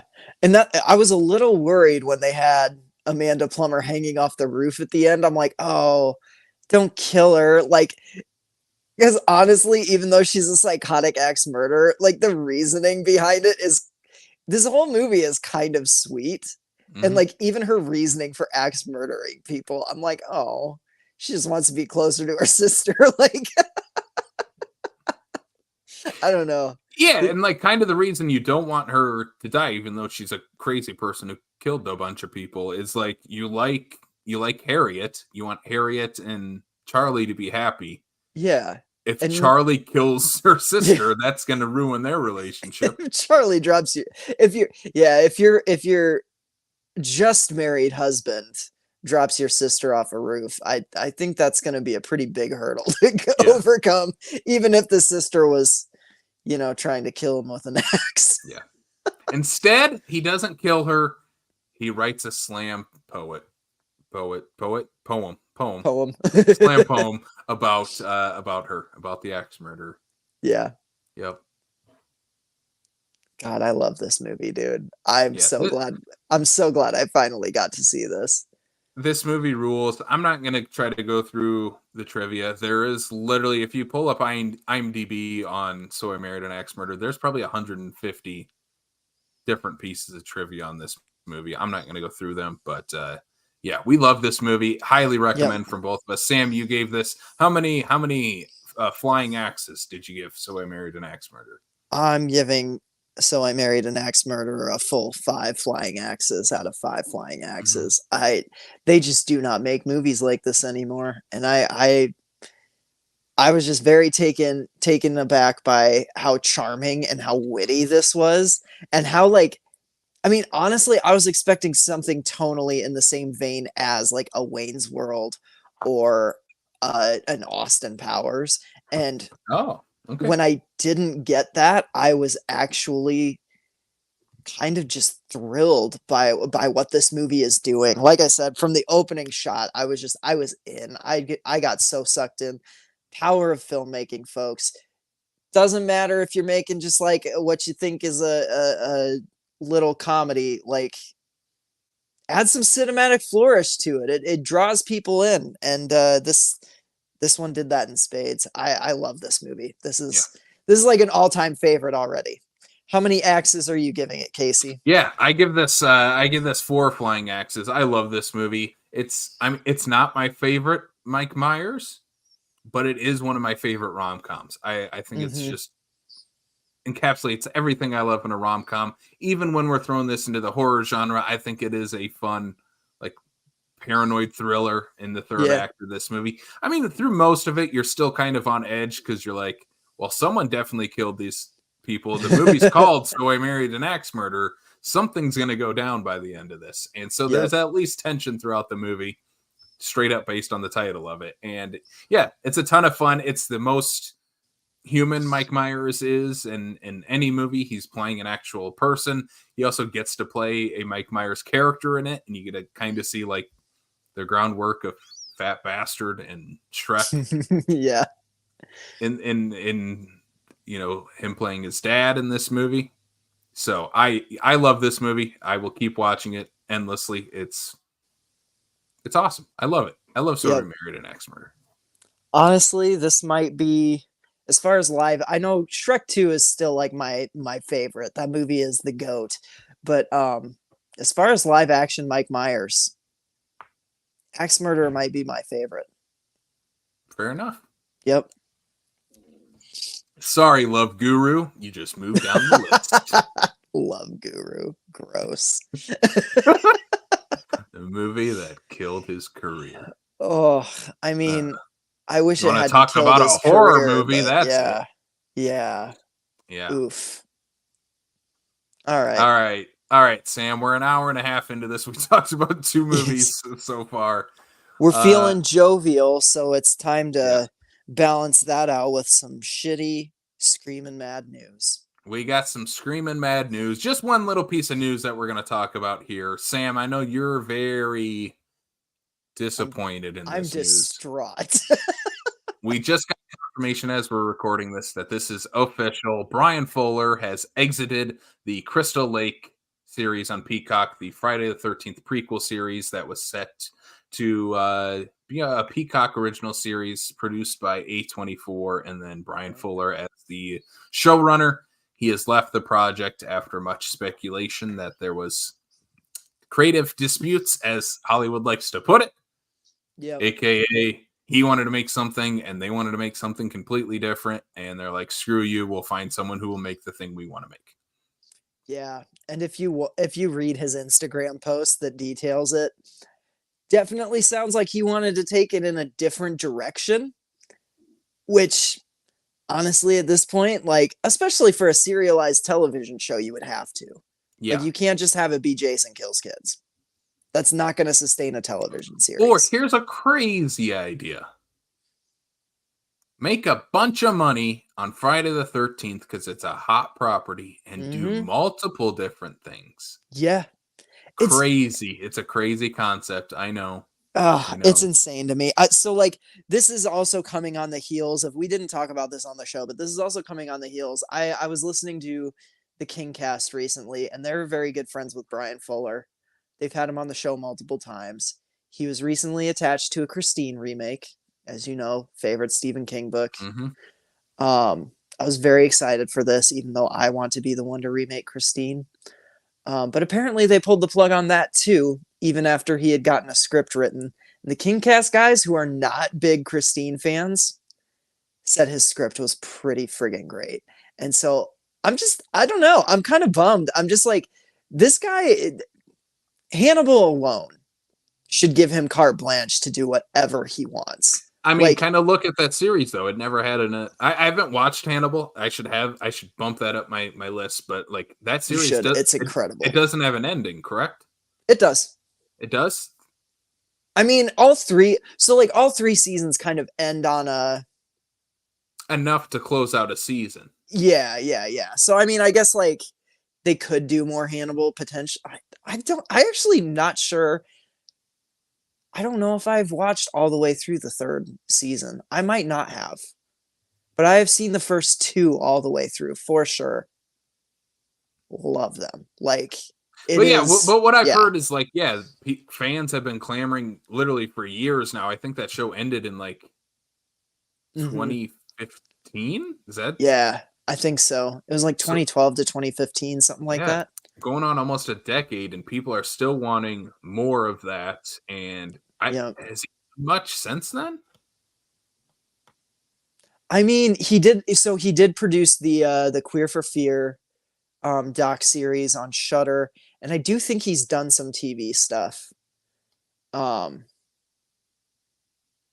but I don't know. I don't know how much he's done I don't know. It just since feels like then. he's always been attached to stuff, and it just never happens. And I'm just Yeah. waiting for the point that it one of these does becomes a hit, and then more of this other stuff or other projects beyond that happen. So yeah, this is a bummer. We've been talking about it since this show started because Yeah. I remember one of the news pieces we talked about was Adrienne King joined the cast of Yeah. this. We even speculated she might be playing Pamela Voorhees in it. Obviously, I mean that could still happen, I guess. Even though Brian Fuller's leaving the project, who knows what they're going to do with it? Yeah. I would still like to see this happen because it's been 15 years since the last Friday the 13th thing we've gotten, and Yeah. that's insane that it's been that long, and it's the longest that it's been with a gap in this series since it started, if I'm not mistaken. I believe so. Yeah. Yeah, so it's time. We're ready for that hockey mask to be back on the screen. Yep. And I'm ready for Brian Fuller to make something that actually comes to fruition. Yeah, Like seriously, I just quit pulling the plug on Brian Fuller stuff or retooling it, I guess. I don't know. give This them whole something. Yeah, give them yeah, something that you're not going to pull the plug on. That you're like, I don't know. We'll throw them this project. right? Yeah, It just it's like the Del Toro in the Mountains of Madness. Um the like I biggest don't what ifs in horror. Yeah, yeah, I just Mike Flanagan's revival adaptation from Stephen King, like all these things that we've we've gotten so hyped for, and then they just pull the rug out from under us. And I know that's just the nature of the business, but it just feels like it's been happening a lot more recently lately mm-hmm. to a lot of like pretty big profile horror creators. And if it's happening to them, what chance do the rest of us have, Like, Yeah, and I know Mike Flanagan. Speaking of Mike Flanagan, there is a piece of news I guess we can touch on a little bit here too, just briefly. But Mike Flanagan, he's supposed to make this Dark Tower series, right, for Amazon. yes, for Amazon, yeah. He's attached to a bunch of stuff, including right now he's been rumored to be attached to the Exorcist Believer sequel. Oh God, yeah. What do you think about that? I mean, yeah, give me that. Why didn't you do that in the first place? Why are we I trying? mean, yeah, Yeah, I'm all for it.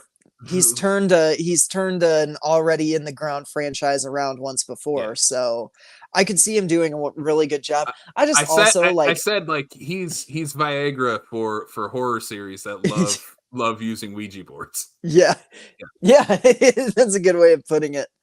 I'm excited for it. I'll check it out just because it's Flanagan. But I'm not chomping at the bit for a follow up to that movie. I wish they just started from scratch and just let him do his I own would thing. assume it's not going to be a fault like a straight up sequel to that. I hope not. I genuinely hope that he just gets to do his own thing with this, whatever Yeah. they do with it. So, yeah. Sign us up. It's Mike Flanagan. Yeah, exactly. Anything else? Exorcist, Believer, Retriever, Deceiver, whatever. Exorcist, personal Jesus. Yeah, it's We're out. Yeah, we're out on that series unless it's Mike. So, Yep. but he's a busy guy. Or John Carpenter. If John Sure, Carpenter if John returned Carpenter to the wanted to director's make seat. an Exorcist sequel, yeah. Synth version of Tubular Bells. Yeah. Anyways, Casey. It's just the main character's playing like NBA Jam the entire time. Reagan's just pacing around in the background going, pay attention. She's smoking a cigarette like, hurry up, look at me. Anyway. All right, Casey. It's that time again. Get to ask my favorite question. What have you been Dooby doing lately, man? All right. So what I've been doing lately, I only have two things. Well, I got a couple of things I'm going to show off first, since I didn't show off one of them last time we were here. Yeah. I'll be quick with my stuff here. But I picked up a couple action figures. We haven't talked about action figures in a while on this show. So I'm going to show off a couple that I picked up. Picked this one up at the Rainbow Comics here in Sioux Falls. As everybody knows, I love the Puppet Master series. I've been trying to pick up the Puppet Master OG action figure line whenever I see them and can get them for a good price. Picked up my top two favorite puppets. Six Shooter's my guy, but Pinhead is my favorite of the OG crew. And got this at a really good price. I love this. Yeah. This guy. He's so cool. That rules. It's an amazing action figure. He's got a cloth sweater on his hand. Like the giant hands on him are incredible. The tiny little pinhead on him. Still in the box. Like, I love this. It's so cool. It's so much fun. My Puppet Master wall is getting a little out of hand. This next one is kind of horror adjacent, but enough to show off, because we're going to talk about The Last Drive-In here with a couple of our movies in our recent watches. Yep. But this one here, this guy is an alumni of The Last Drive-In with Joe Bob Briggs. He's very nice. He's very evil. He's Danhausen. Yeah. And I picked up this one of 3,000. That's so crazy, pretty rare action figure at our Target. Found him there. Super excited to get this. There's also, I got news that I'm going to a wrestling show, hopefully going to a wrestling show again in Des Moines. And guess who's going to be there? Is it going to be Danhausen? Danhausen. Yeah, that's awesome. So I have now 2 Danhausen action figures. I need the very nice, very evil one to Signhausen for me. That rules. So, super cool. I love Danhausen. He's a major horror fan, obviously. And oh, yeah. Danhausen is awesome. Yeah. I think one day he should just have his own like horror hosting show. Yes. 100%. Yeah. So speaking of The Last Drive-In with the one, the only Joe Bob Briggs, I watched from 2 weeks ago, I believe, maybe 3 weeks ago. 3 weeks, yeah. I watched his 40th anniversary celebration of the Trauma classic, The Toxic Avenger. He had Lloyd Kaufman, Uncle Lloyd, on the show with him there. Great episode. So much fun. Maybe talk too much about grilled cheese on it, but that's not okay. Enough grilled cheese talk. No. Darcy threw Sioux Falls under the bus, saying we have lasagna grilled cheese here. I've not found that restaurant, so if any of our listeners from the Sioux Falls area know of a Sioux Falls restaurant that serves lasagna grilled cheese, let us know. Lasagna grilled cheese does sound pretty great. It does sound good. I don't agree with Joe Bob on the stuff you need to put on your grilled cheese, because I do like a grilled ham and cheese all the time. And I put stuff on my grilled cheese all the time. I don't agree with Joe Bob, but I will listen to him talk about stuff like making a grilled cheese for hours. But his grilled cheese is the definitive one, where you get the the Wonder Bread, the white bread, the butter, and then the classic Kraft American cheese. There's nothing. That's it. That's the best grilled cheese you can have. But I'm not opposed to putting the other stuff on it. Yep.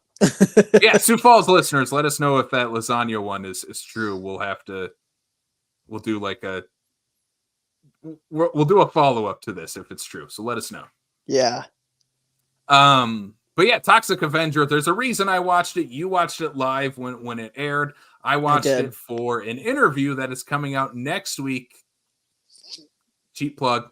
Yep. for our interview with the one, the only Mark Torgel, who plays Melvin, the Toxic Avenger in the original Toxic Avenger. He's the janitor at the Tromaville Health Club. He's the one that turns into Toxie, the Toxic Avenger. He's wearing the pink tutu. He's the one that has the mop.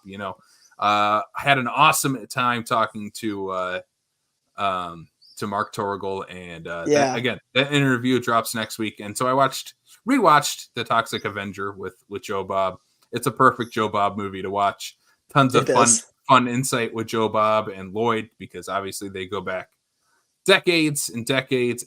I love to hear Lloyd still talking about like the independent spirit, and Joe Bob basically saying we need a Troma forever. And I 100% agree with that, whether it's Troma proper or some other, or Full Moon, because I'm a Full Moon guy, obviously, or any other company that pops up and keeps that spirit of independent exploitation cinema alive, because we need that. I agree. Yeah. 100%. I had a blast talking to Mark as well. The Toxic Avenger is like, even before I'd seen that movie, like, the Toxic Avenger. Yeah. And having literally like the Toxic Avenger like on our show was incredible. And he was so nice and so gracious to spend some time with us. He was literally on his way to a baseball game. Yeah, he was on his way to a Dodgers game. I looked, they won that day, so I think we gave a little good luck to the Dodgers that day. Yeah. He even asked after the interview. Sam's wearing our shirt right now that you can find on TeePublic. Just check our link in our social bios, and you can find our TeePublic store. But he asked us for one of those shirts because he thought it was so cool. And yeah, we're sending the Toxic Avenger one of our shirts. So that's cool. It was pretty rad. So the other one that I watched, obviously Toxic Avenger, classic. I'm on a Toxic Avenger and Crusaders kick once again. As people can see, the Toxic Crusaders right behind me, and there might be more to show off at some point soon, hopefully. Anyway, the other movie that I watched, new release in theaters right now, Radio Silence's Abigail. I didn't like Abigail. Oh no. I didn't like Abigail. I watched it, which is fun. So I watched this with Kayla and Dakota. And what's funny is every modern Universal like Dracula movie I've watched with them. Because we went to Renfield together. Yep. We saw Demeter, right? Last Voyage of the Demeter together, and then we went to this one, and I'm like, I've been disappointed in all three. Yeah. There's varying qualities of how much I like them. I think out of all of them, this is my least favorite. See, that's crazy, because I know that you did not like Demeter at all, that made my top 10 last year. Yeah. I really like that one, but I understand your complaints with it. I think I gave Demeter 2.5. I think I also gave Abigail 2.5. It's just, I'm not going to go too much into it. Sam, I think you'll like this movie. Will I? I genuinely... I don't know. It's campy. It's still in the vein of like Ready or Not. Okay. It has that same vibe to it. But you've watched the trailer, right? I have not. I haven't seen a trailer. I know the concept, and I haven't watched anything beyond that. Okay. So my thing is like, I know it's an almost 2-hour movie. Yeah. That is already kind of a little bit of a for me. Feels like a 2-hour movie. I have also heard that it is very much kind of repeating a lot of the same playbook as Ready or Not, like very tonally similar. A lot of the beats it hits are similar. And like, I like Ready or Not. I don't love Ready or Not. So I don't know. I'm still 100% going to check this out, either on premium VOD or I'm going to try and make it out to the theater. I'd really like to see it on the big screen if I can. But I'm kind of tempering my expectations for this one a little bit. Yeah, it just didn't work for me. Like I said, gave it 2.5. It's like right on that. Like, yeah, I just can't recommend it. I think there's a lot of good stuff in it. Mm-hmm. Like the opening sequence. What's the music that they play? Is Swan Lake, right? From Dracula. Oh yeah. So it opens with that song. Okay. They play it like 4 times throughout the movie, but Oh. they at least got me giddy in the beginning of it. But the acting is a ton of fun. Catherine Newton is great. I think should have been the lead of the movie. Okay. Kevin Durand as the he's like the muscle bound, lovable idiot in this movie. He's a ton of fun. Melissa Barrera kind of plays the same character she plays in the 2 Scream movies. Okay. All the way down to, I mean, this isn't spoiling anything. It's just who her character is. She's a drug addict in this one too, and ends up covered in blood. Okay. Yeah. Okay. Yeah. This felt like, hey guys, we're on Scream 6. What's next for you? Oh, we didn't really plan anything next. Well, you better, because you're shooting 1 month after you wrap Scream. Okay, and let's write this script really quick. Yeah. And that's unfortunately what it felt like. Oh, that's too bad. Yeah. I'm still excited to see it, mainly because, from time to time we do disagree on movies. We do. But yeah, I don't know. I want to support because I really do feel like, especially still the go way out and that they support exited Scream was not great. Yeah, go support it for Radio Silence, for Melissa Barrera, for just Universal horror movies in general, because again, Renfield didn't do very good, and Last Voyage of the Demeter didn't do very good. Yeah. Abigail isn't doing very good either. So go support it if you can. For I don't sure. even know if it made the top 5 this past weekend. It probably didn't, let's be honest. I think it's still in though, so yeah. Check it out while you still can, guys. Yep. Sam, what have you been Dooby doing? Oh man, so I've been Dooby doing so much. I'll go through some of this very quickly. I've been listening to the new John Carpenter album a lot at work. Oh my god, it's so good. Favorite track so far is probably Machine Fear. That it's just like, it's creepy. It's got this like haunting piano melody, but it's got the like thumping, pulsating John Carpenterisms that you want from it. But the whole album's just incredible. It's kind of noir influenced, but it's still very much in that synthy 80s groove style that John Carpenter does. So yeah, check out the new John Carpenter album if you listen to that kind of stuff. It's great. I recently finished Queen of Teeth by Haley Piper. I just raved about her Bad Hand book, Cranberry Cove. Another plug, we have an interview with Doug that's dropping at the end of the month. It was a really great conversation. Definitely be looking at your podcast feeds for that. Yeah. But yes, Doug Moreno from Bad Hand Books, end of the month. Yeah, great chat. Yeah, great chat. Check out Cranberry Cove by Haley Piper. I'm gonna plug that book again because it's incredible. It caused me to pick up a bunch of her books, including Queen of Teeth, which is, I don't know, it's kind of like,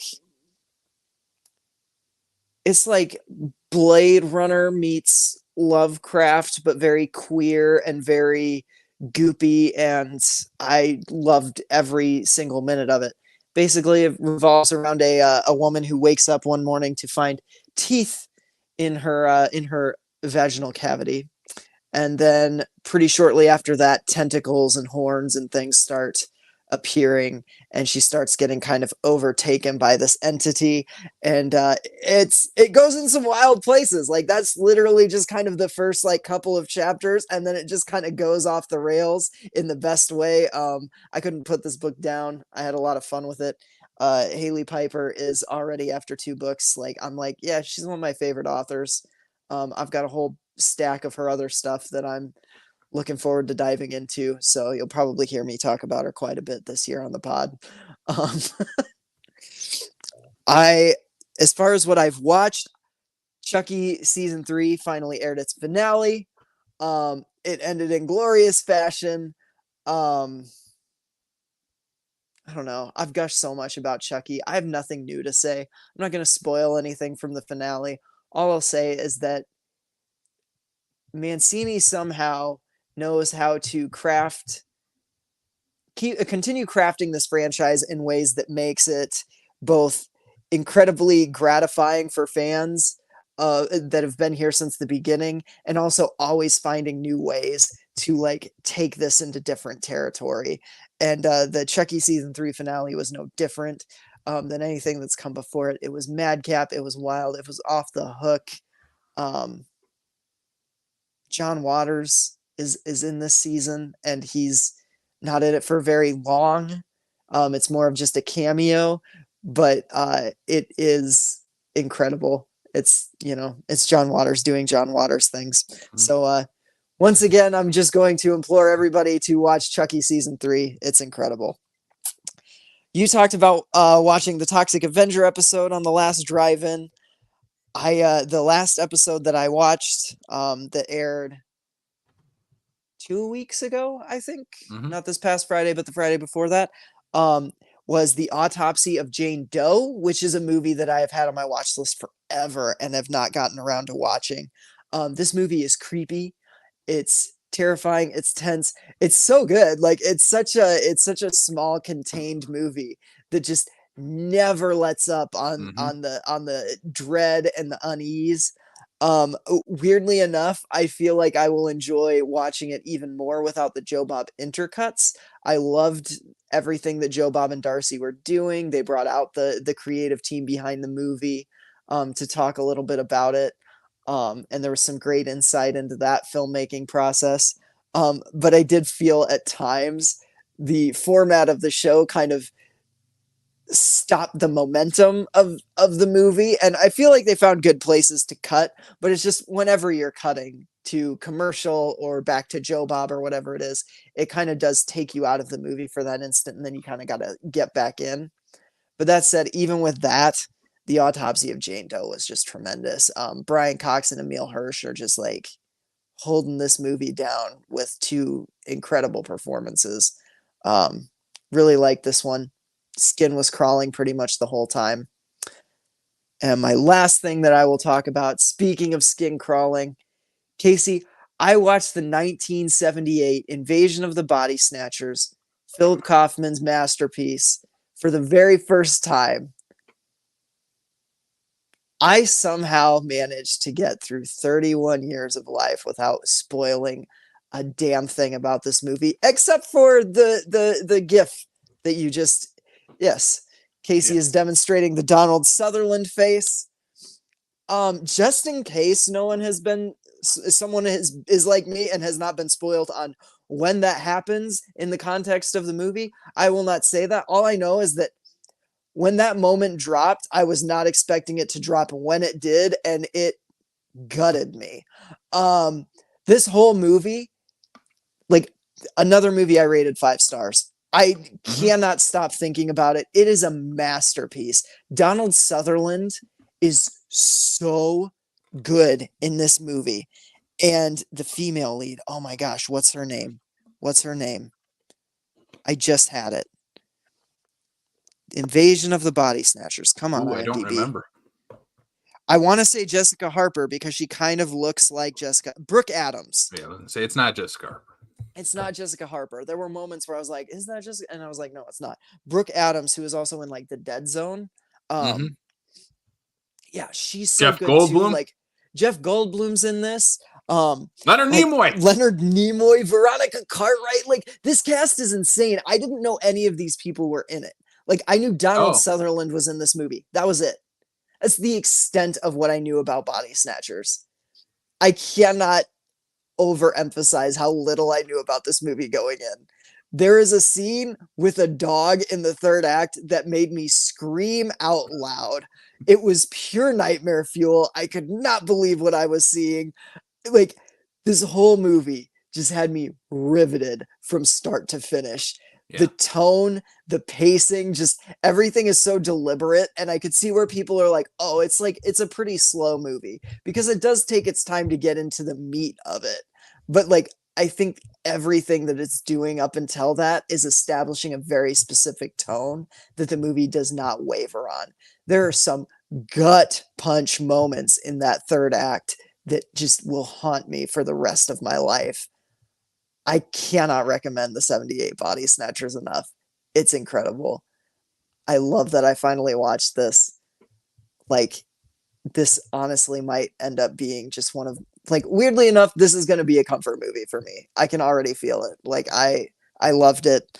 Cannot believe my luck in having watched this like over 40-year-old movie unspoiled. Yeah, that's crazy. Like I loved it. I loved every minute of it. It was Yeah, so that good. movie rules. It's incredible. Oh, just Donald Sutherland's character is such a snarky dick at the beginning too, and you're like, are you supposed to be on his side? Because like he's kind of an asshole. But then you're on his side anyway. Like Yeah. incredible, from everything from the filmmaking to the performances to the writing to the goopy special effects. Like the like the pod people being formed and like being birthed is so nasty, and I was not expecting that from a movie that was rated PG. Like it's a PG movie, and the shit they get away with in this thing, I was blown away. So yeah, that's what I've been doing lately. Mostly just cheese and hardcore on So I Married an Axe Murder and Invasion of the Body Snatchers. Yeah. Yeah. So yeah. Anyways, that's the show. That's it. We did it. We made it. We made it through the show. We had a very long episode talking about two very kind of quaint comedies. Yeah, we did. I don't know. It's a ton of fun though. Yeah, I mean, we talked about both of those movies for about an hour and a half, and yeah. I mean, I had a blast talking about them. I had a blast watching them, so I hope people did too. And if you did, please leave us a comment on this video, or if you're listening on Spotify or Apple Podcast, you can like, rate, review, drop us a little note there and let us know what you thought on this. And again, for those people on the Facebook, or excuse me, not the Facebook, on the YouTube, hit the subscribe button. We want to bump those subscriber numbers up. We want to hear some comments. We want to hear some comments from the people around that Sioux Falls, South Dakota area about lasagna grilled cheese, but also let us know your thoughts on Once Bitten and So I Married an Axe Murderer. And Sam, if they would like to follow us on social media and maybe drop us a line there, where can they do so? Well, you can always follow us on Facebook, Twitter, Instagram, and TikTok. We are on all of those platforms. You just have to search Screams from the Basement. Our handle varies from platform to platform, but you'll find us. We're pretty easy to spot. We're pretty easy to find. Sam, where else can they I guess I gave the Apple and Spotify plugs. That's where they can listen to the show. Apple and Spotify, subscribe, help us out. Leave a 5-star rating and whatever kind of review you want. If you want to leave us a 5-star rating and then shit on us in the review, that's fine with me. Just leave the 5 stars. If you're going to shit on us in a review, though, from listening to this episode, please do so in slam poetry style. Yes, 100%. I would love to be taken apart by a slam poem. Yep. Last little thing we're going to plug here. We have some interviews coming up. We'll plug those in a second. But let's share our Fangoria affiliate link once again. We haven't done this in a while. We have an affiliate link for Fangoria. We can save you some money. So you can go to shop.fangoria, FANGORIA.com/screams from the basement. That's shop.fangoria.com/screams from the basement. You can use discount code screams from the basement. You can save yourself some money on any purchase from Fangoria. You can use that on your annual subscription to the magazine. You can use that on t-shirts. You can use that on back issues of the magazine. Anything that they have on shop.fangoria.com/screams from the basement. Again, use discount code screams from the basement. Yeah. Sam, what are those interviews we got coming up for the rest of the month? What does our schedule kind of look like for the rest of May? Man, this is, I said it when we announced the schedule at the beginning of the month. This is maybe my favorite month of podcasting we've done so far. We have a great lineup. Next week, we will be dropping our interview with Mark Torgel, Melvin Junko, the Toxic Avenger, talking about 40 years of Toxie. Great interview. Mark was so kind. We're very lucky and happy to have him on the show. You're going to really love the episode. The week after that, we will be dropping our Lucio Fulci Gates of Hell trilogy episode. And we have a special guest. We have a special guest on that episode. We have our good friend, Tad Good, from Attack of the Killer podcast, joining us to talk some Fulci on that episode. We're really excited. We have been guests on Tad's episode, and Tad has been guests on previous podcasts of ours, but this is the first time he's been on Screams. Is that correct? The first Screams and Attack of the Killer podcast collab. Prescribed Films Podcast Network collide. Yeah. So yeah, be ready for that. That's going to be a very fun, very gory episode. I'm excited for it. And then rounding out the month, we have our friend Doug Morano, the founder, CEO, just brains behind Bad Hand Books, our own horror publishing company right here in South Dakota. I literally have a massive stack of Bad Hand Books right next to me. Doug just puts out incredible stuff. We were also just very happy to have him on the show. It's always good to talk to Doug. He knows so much about horror and he's so passionate about it. And it was a great conversation that went longer than what I think any of us anticipated. But it's a banger of an interview, and we can't wait for you guys to check it out. 2 more things we need to plug. We're busy. We're very busy. Busy couple months. If you're listening to this on Friday, or here if you're listening here live, we have an event coming up tonight, Friday. What's the date on Friday? The 10th. May 10th. Friday, May 10th. We're gonna be hanging out at Terror 29, which was the first interview that we did here in the month of May.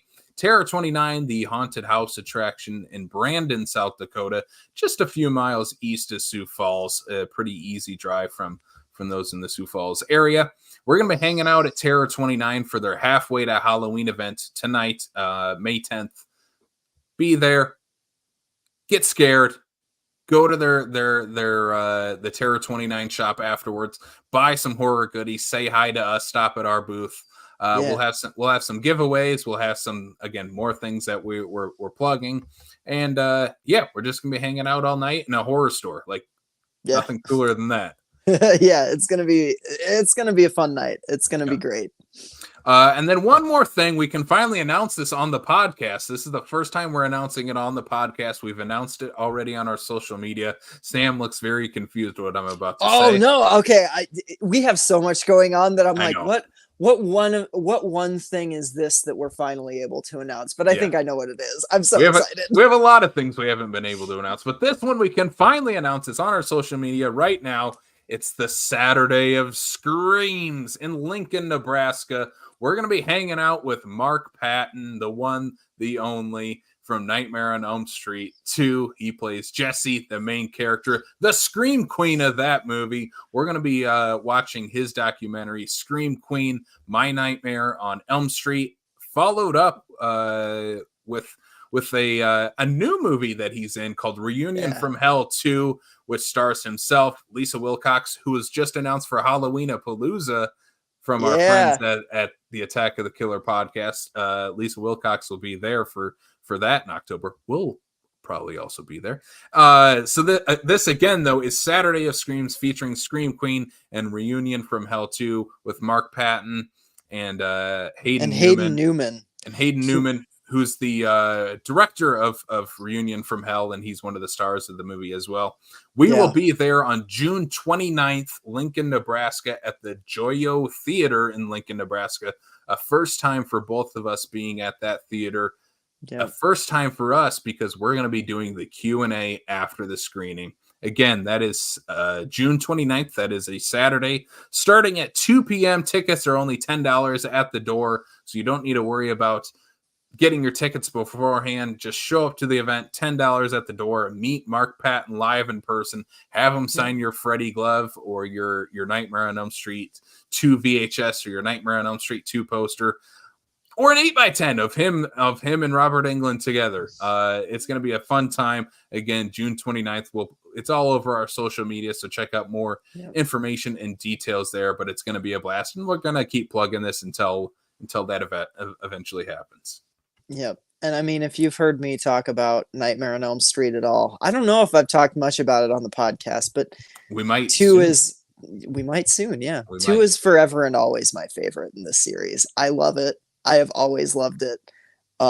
This is legit like a dream come true. I can't believe we're gonna be in the same room as Mark Patton. Like, holy shit. Sam, we're going to be doing a Q&A with Mark. We're gonna be doing a Q&A. How am I even gonna be able to talk to him, Casey? That's insane. You'll be fine. I'll be good. I'll be fine. Yep. So, yeah, this is 2024 has already been a wild year, and Crazy. the craziest stuff hasn't even happened yet. Yeah. We got big stuff coming. Big stuff coming. Like, stuff we haven't even announced yet. Yeah. Is yet to come. So, insanity. All right, guys. You crazy ghouls. Let's wrap this thing up. Sam, give us that sign off. All right, everybody. Be good people to each other. And thanks for tuning in. And sweet screams.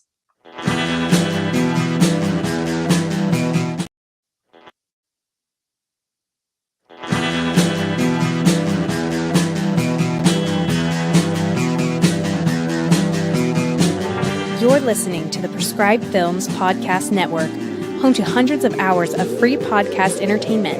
The shows on this network all have a common goal, providing you with the best discussions about movies and other forms of entertainment media. The PFPN hopes to fill your earholes with audio joy. Visit our website with links to all the other amazing shows at www.thepfpn.com. Thanks for listening.